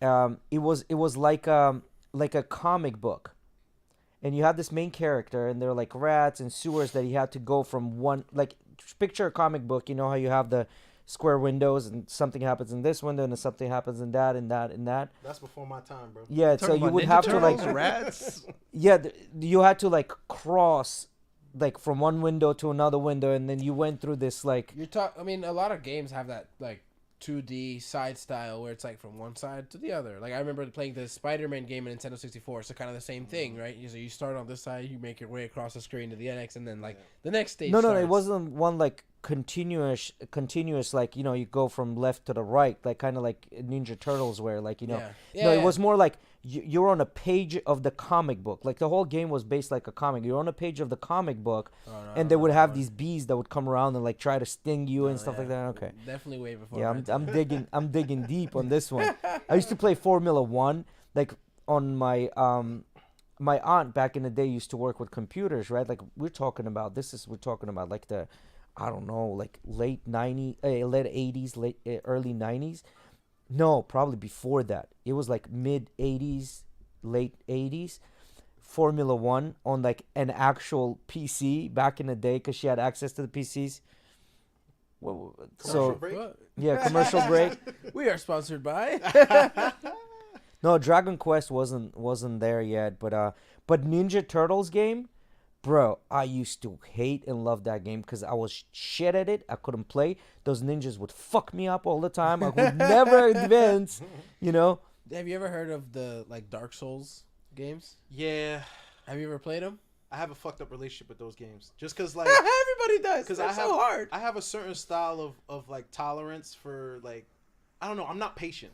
I like games that are good for people that are not patient when they're playing video games. Like I need action, stimulation right here, right now. Like give me all the power. Like let me do what I want. Games like that, you have to be very patient. You have to build your character. You have to do things slowly. You have to accept losses like early. And it's just like I don't like that. Yeah, Just don't like that. I didn't. You have to play scam the game, go kill a couple goblins to make Yeah. some gold, Yeah. come back So, like, later. so the- Diablo was like that. When the very first Diablo, you had to like fucking Are collect you guys armor gonna get the and new then one? take it back. Diablo 4? Yeah, I am. the new Diablo's coming out. I'm not. I'm Yeah, gonna get it. It's coming out soon. What's it called? I played the newest version of the Dark Souls kind of series. Not really Dark Souls. It's called Elden Ring. Elden Ring, yeah, that's like the shit everybody's talking Yeah, about. Right it's now. an amazing game, but it's the same thing. If you're not like committed, like it's Yeah. like it's just a hardcore gamer game. Like Yeah. you really have to sit there and be willing to spend hours before you're even like semi good. Bro, but isn't this funny? Like, you know, this could be completely wrong, but I think like, you know, we as girls and boys growing up, you know, like you play with toys and then you kind of graduate into video games, right? When the girls kind of play with the dolls and they never really like, just like there's this period and after that they don't really play nothing else, but we just continuously Yeah. as grown ups As still guys, play we don't video care, games, yeah. talk about video Yo, games. It's not, bro. It's not even about that. Like, bro, my girl plays Grand Theft Auto. You know what I'm saying? I think anybody That's born the only game on my PlayStation that I Lit. ever played. lit. I love girls who play Grand Theft Auto. Shout out to y'all. I feel like anybody born after like 1988 is either gonna have played video games or know somebody very close to them that's played video She games. played video games. And it's not gonna be nothing, like it's not gonna be taboo. It's not gonna be cliche. You're gonna be like, oh yeah, I used to play that. It's just gonna be normal. Whereas like I feel like our parents and our grandparents, they would be like, video games. Like we never played video games. You know what I You think know, is I'm gonna be the hilarious? grandfather that played Grand Theft Auto and all that shit. Yeah. You know what I'm saying? I'm gonna be the grandfather putting work on my grandchildren. Right? On Busting COD, my on grandkids' COD. ass in Madden or some shit. Starting that Madden old school 77 or some Tekken where shit. you know exactly which button to push. I love this video. Of, Little did you know your grandpa's gonna pull out Tetris. Yeah, Right. exactly. I love this video of these guys. It's like a thing of like, oh, they're in 2030, right? And it's like these kids playing and they lose in COD and they're like, hey, bro, we gotta get our dads, and like they call in their dads to come play for them to beat the other guys. Yeah. That's gonna be me. But bro, the games back in the day, the games were brutal and extremely difficult. They're man. still like, for example, Elden Ring is nasty, and it's one of those things like, for example, you have to go kill enemies to build souls, and then you use those souls to upgrade your character, right? If you're in the middle of a mission, right, and you've built 50,000 souls, and that's a lot of killing right there, and then something just comes around and whacks you, there goes your souls. That's exactly why I don't like these games. That's exactly why I don't fuck with the Dark Souls games. Dude, you just struck a nerve in that. You see his face like, that's what I fucking hate I'm them. not even gonna lie. Like full disclosure, would- I feel some type of way about that. You would hate Tarkov. I have this one game it's like a simulation shooter, and it's really realistic in the sense of like different kinds of bullets. You build the guns to the T. It's like this Russian-based shooter, and like all the guns are like real, actual guns, like things that you build. But it's like this thing of like raid style where you build your character, you grab your gear, and you go in. If you die in the raid, all the gear you had with you, gone. I'll be one of those kids that like throws his console like out of the window. That's why I can't do that. Like I know myself too well. I can't play those games. Yeah, it's hard. It's definitely a different kind of game to get into. Like I was kind of like you, where I love like Assassin's Creed games and Hell yeah. playing things like COD and Grand Theft Auto that don't really have a risk to them. Your car gets blown up in Grand Theft Auto, you Right. call insurance. Right. You call Bro. insurance. Right, or More- respawn. Moore's Mutual Insurance. How can I help you? Bro, I've heard this shit. I don't know if this is true or not. So apparently someone invented a virtual reality game, right? Virtual reality headset. that actually kills you, right? That's what. Yes, that actually kills you. That shit's connected to like bombs. Yes. And if you die in a game, that shit blows up. The Like guy- obviously they're not. And this is the guy that Yeah. helped design the Oculus. Yeah. This is one of the guys Is he also the guy that wrote the Saw movies? Because what the fuck? Like what kind of shit is that? So this is like legit made a headset that if you die in the game, it's got these little explosives Yo, built that's- into the headset to kill you. Bro, have you seen the recent Batman movie with the Riddler? That's what this shit reminds me of, son. Well, That movie was He's good. working I very like that. closely with the creators of Sword Art Online. So apparently there's a whole economy of people playing these specific games that if you die in a game, the game will auto delete itself and also delete random files on your computer, which could be everything. Could be like the hash keys. It could be What like the fucking fuck? yeah. It could literally like brick your computer. It's like Yeah. it's like every population, like every demographic has extremes, right? Like you got people that are into some weird sexual shit, right? Yeah. Like that she like I would never do that, but there's always people that would do that. So Yeah. I could see somebody being like, oh man, it must be so thrilling to play a video game that when you die, you actually die in real life. Like what a rush! I'm like, I don't need that rush. Yeah, I don't. I'm good. That's too wild, high of a I like risk. video games, I'm but already not that mad. much. I'm already mad when I lose my souls or lose my gear. Like Imagine I get so pissed. Imagine I losing one of your eyes. Exactly. It's crazy. It's like because I went too The far needle left of the comes out, joystick, poking my right in the finger's fucking gone. eye. Yo, that's wild. That shit No, is so wild. yeah, when I heard that, I was like, I couldn't fucking believe it. Like, Yeah. the people go to those extreme. I mean, I guess to But each his own. what I've noticed now, as coming into being an adult and still playing video games, right, is like I've fallen out of playing single player games. I can't do it. For me, when I go and I sit on my system, I'm sitting down and I'm chilling with my boys. Well, and another reason for that is like not only your social atmosphere is changing, but the gaming industry is changing where pretty much every game is online multiplayer nowadays. Like it's very hard to find a single player game that doesn't have a multiplayer online component, or even a single player game where you could play with the person that is in your house. Like you almost have to be online sometimes. Like I mentioned, I love the Assassin's Creed series. I not bought it because I have this thing called Game Pass, which is with Microsoft and Xbox that you pay $10 a month and you get like hundreds of games for free. Damn. Right? And I noticed they added one of the more recent Assassin's Creed games. Cool. I just downloaded it. Dude, I played like the first session. Yeah, I played 3 hours. I haven't touched it since. I know I just don't want to. Like, right? When I get on, I want to play either my multiplayer games with my boys, or sometimes I don't even play. I just sit there and like watch videos or do stuff for the pod and just talk to them. Like, I don't know, that time has now become not just like a me time, but like a chill time with my boys. Yeah. And like, I have so many of my good friends, like Alex Wright, when you were talking about earlier today, like all those guys live out of state. I can't just go like hang out with them like we're hanging out today. So like, I really put a lot of value on that time of like spending time with them because they're some of my best friends and stuff. Yeah, hell yeah. Like when I was playing Destiny, it was the same thing. That was like, because we had a squad of 8. And the same 8 of us would hang out with like some kids that I went to high school with. Some people I knew from out here, like we would all hop on like on certain days, and it would be like our chill time because we'd be talking shit, you know, just like we doing cracking jokes, you know, you're trash, like you couldn't get that shit, I killed them for you, like all this type of shit. We are such a toxic environment.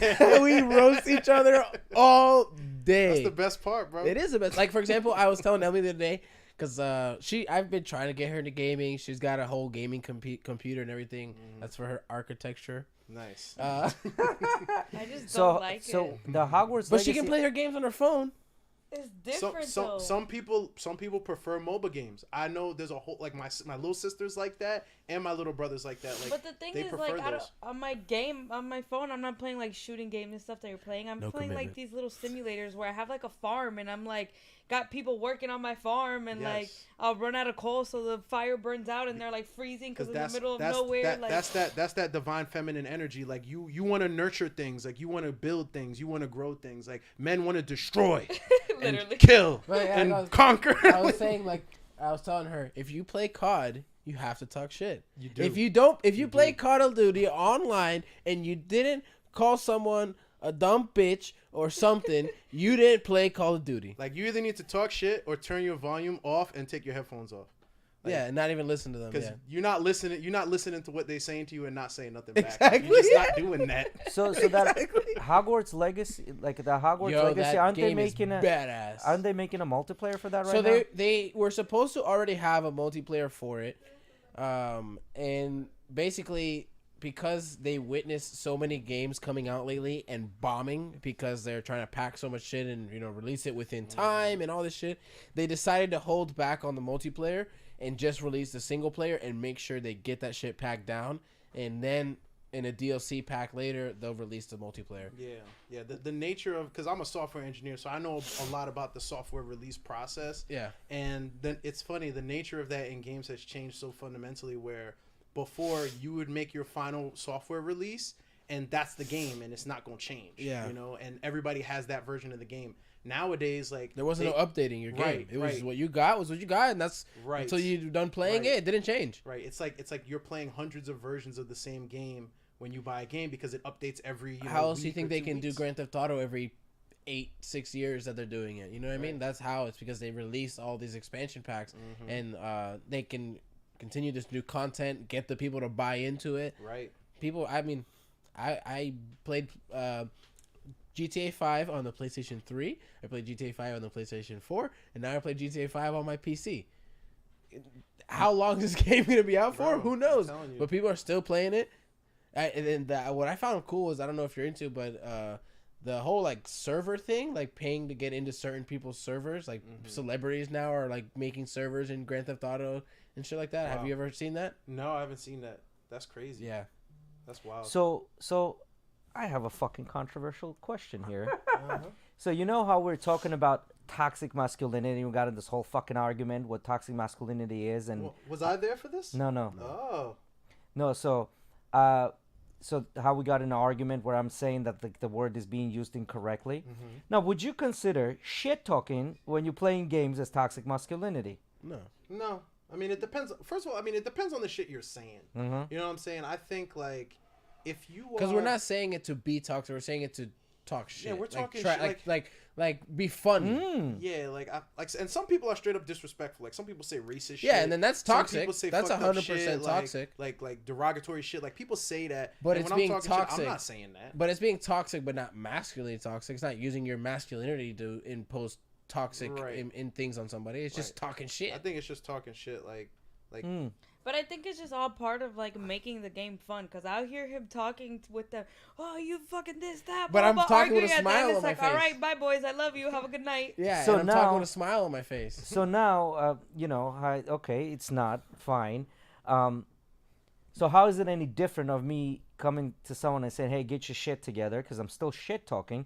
Get your shit together, like, make sure your Because health that's is good. serious Make sure things. go work out. Wait, do wait, it's something not. about your Hold on, work. it's Hold not on. different. It's Hold not on, different. Hold on. No. How? Wait, what context are you talking about? We're talking about playing video games. What are you talking about? So let's say, me coming up to somebody that's near and dear to me, and I see they're fucking up, and I'm like, "Yo, bro, you're fucking up. Get your shit together. Start, whether it's whatever it is, whether we're talking about get a new diet, whether get more rest, work more, because that's considered now toxically masculine. I don't agree with that. I don't think so. But let me. I don't agree That's with that. well, Jay- that's what I'm talking about. Jay, you can tell somebody, like, hey, get better. I still tell Vic to get better at video games. He still sucks. I can't do anything. It just is what it is. Angel's absolute trash at all video games.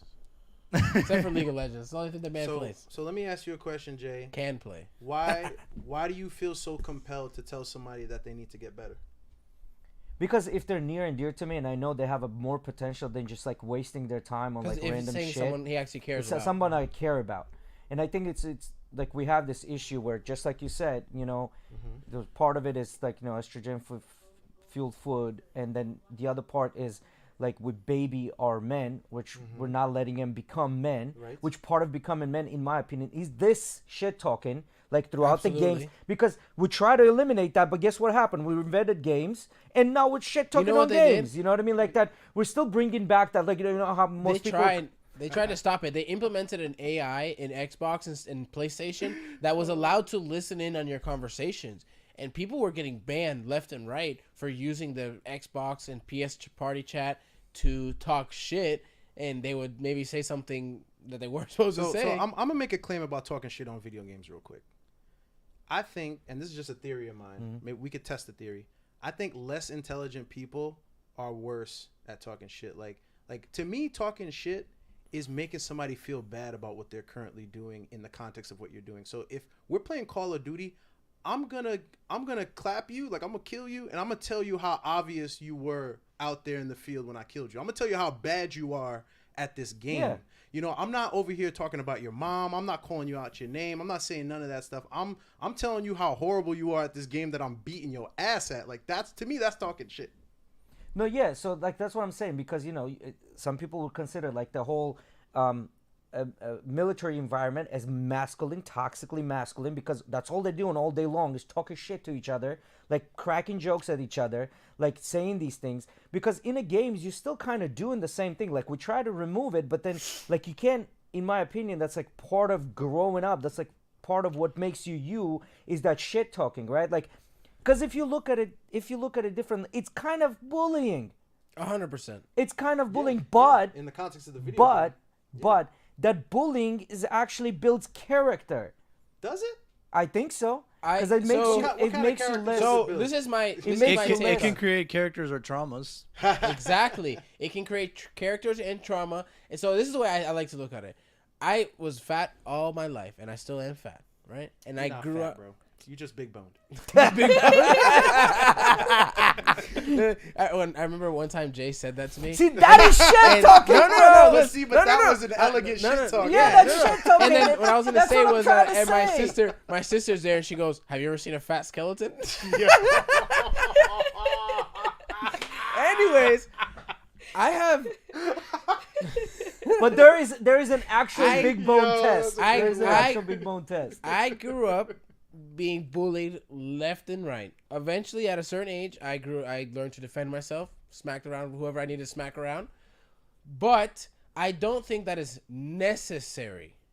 You can do that in other ways by being raised correctly. I don't think that I think that if I wasn't bullied, maybe I wouldn't have as much as tough skin towards people saying certain things to me, but I don't think it's absolutely necessary. That was just the way it happened for me. You know what I mean? Yeah, so like back to what we were saying before, like about adversity, right? So like the situation of being bullied, like that's a tough situation. Like I've never been bullied, like thankfully, like I've always been a part of like some sports team or something for protection. But like I feel like how you respond to those times of adversity is going to determine your character. Like, and you even pointed that out. You said, I smacked people around when I needed to, but I didn't have to. Meaning that there's a better way to do this. You know what I'm saying? To build a better character. There you go. And also, it's also very unhealthy for what I like. Example, for your mental to have to go like that. You care so much that you had to go smack these people. Right. That's not healthy. Right. I for example, now when if someone comes up to me, especially I don't give a shit, and they're like, "Yeah, you're fat." Okay, yeah, I'm fat. Go fuck yourself. I don't care what you say. It's my life, and I deal with it. Yeah. Right? No, here's a good example of that. What's the name of that the actor? He was in that movie. He's in this new movie Creed, the boxing movie. Michael B. Jordan. Mm-hmm. So there's this chick that looks like a fucking banana. I'm dead serious. You can pull up the interview. She's interviewing him I know you're talking with about. the yellow hair. The corny thing? Yeah, the corny thing. And she comes up to talk to him. Apparently, they either went to school or some shit like that, and she called him corny. She was a part of a group of kids that used to call him corny. Back in high school. Yeah. And that interview is hilarious. Yeah, and he's straight up, aren't you the girl that called me corny? Yeah, you know what I mean? Didn't you used to call me corny with all those people? Yeah, and she tried to brush that off. Yeah, and but he just had like this stank face. And was like, I'm not fucking with you. This interview's not gonna go how you thought it was gonna go. But what I'm trying to say, so she technically bullied him by calling him corny, right? But now he's in a place where like, okay, bitch, now you're interviewing me. Now you're corny. Now you're corny. Do you see what I'm saying? So in my opinion, like what bullying does, it kind of tests you and prepares you for the unfair life that you're gonna live as a grown-up. Because in life, you're going to get these unfairnesses, and that gives you the tough skin to persevere. I don't think you have to be bullied to learn that, though. Because like Marvin just said, he wasn't bullied. He's part of sports, so he has that group around him to protect him. Don't call it bullying, but he did sports. Everybody was scared of Marvin. So he did sports, right? In sports, like you don't want to call it bullying, but when you go into any sports, people will ragdoll you. Yeah, there's an initiation phase, like as a freshman. That's what I'm saying. You still go through that adversity as a guy. You have to. You know, you get hit, you get taken. But it's down. not bullying. It's more of like showing like you're one of us. It really is though. It's initiation, like he said. Yeah. You show like you have to go through this to be one of us. Nah, man, there are people out there that will fuck you up. They are, but those are doing it with bad intentions. Right. Those are not. I was just about to say that. That's what I'm saying. There are people that will fuck you up just to fuck you up, because you knew you coming. Oh, look at this guy. He's a tough guy. So I'm going to fuck him up. Or he's a cop. Let me show him what's up because I don't like cops. I was kind of like the complete opposite. Not that I didn't have my group of friends that I hung out with and stuff. Like talking about Rodolfo, my best friend growing up all my life. He was a grade ahead of me, right? So in the way I grew up was that his friends were my friends. I didn't really have a group of friends in my age group until I got to like high school and stuff, where we went to different high schools and like weren't hanging out as much and stuff. But I was very like an outsider. Right, I didn't play sports until I got. I did martial arts in middle school, all through middle school, but I didn't play any team sports. Didn't play any sports at the school. I was not an outsider, but like I didn't have a specific group, especially within my class. You know what I mean? So that on its own, not necessarily having to be bullied because of that. That on its own, I think it can create adversity, independence, specifically. Yeah, I think it's isolation. Like we're social creatures. Like the human family is the fundamental unit of like a functional like collective, so to speak. So we are inherently social. Like we need to have people around us. Like we work better together. We create impact better together. So to be isolated, it definitely takes a toll, and I would consider that adversity for sure. Yeah, 100%. That's a good note. I think we're hitting our 2-hour mark. Looks like we're here. Yeah. What's it called? Yo, next episode that I'm here, I wanna. Bro, we gotta have you back. I love this. This episode is so good. I love having you on, man. I wanna know more about Jay. What about Jay, me? like I get the feeling that you've been through some shit, bro. Like just like based on what you've been saying, I'm like, damn, Jay, like what happened? You good? Who hurt you? Who hurt you? That's what we've been saying, Marvin. We've all been saying this. Let's talk about it. You know what I'm saying? Let's talk about it. Let's talk about it. Nah, I get some. Jay's seen some animals get killed in this town. As a matter of fact, I would think I would like to think I haven't been through enough shit. And now that I'm more grown and I can kind of see when I have more responsibilities and things, and I can kind of see what life is, I accepted the way life is, which is the way life is unfair, and life itself is unfair, and it's brutal. So when I see that, I was like, all right, so I'm accepting this is what life is, and now I can do things. That comes from somewhere, and we need to talk about what where you that mean? Comes from. I'm telling you where.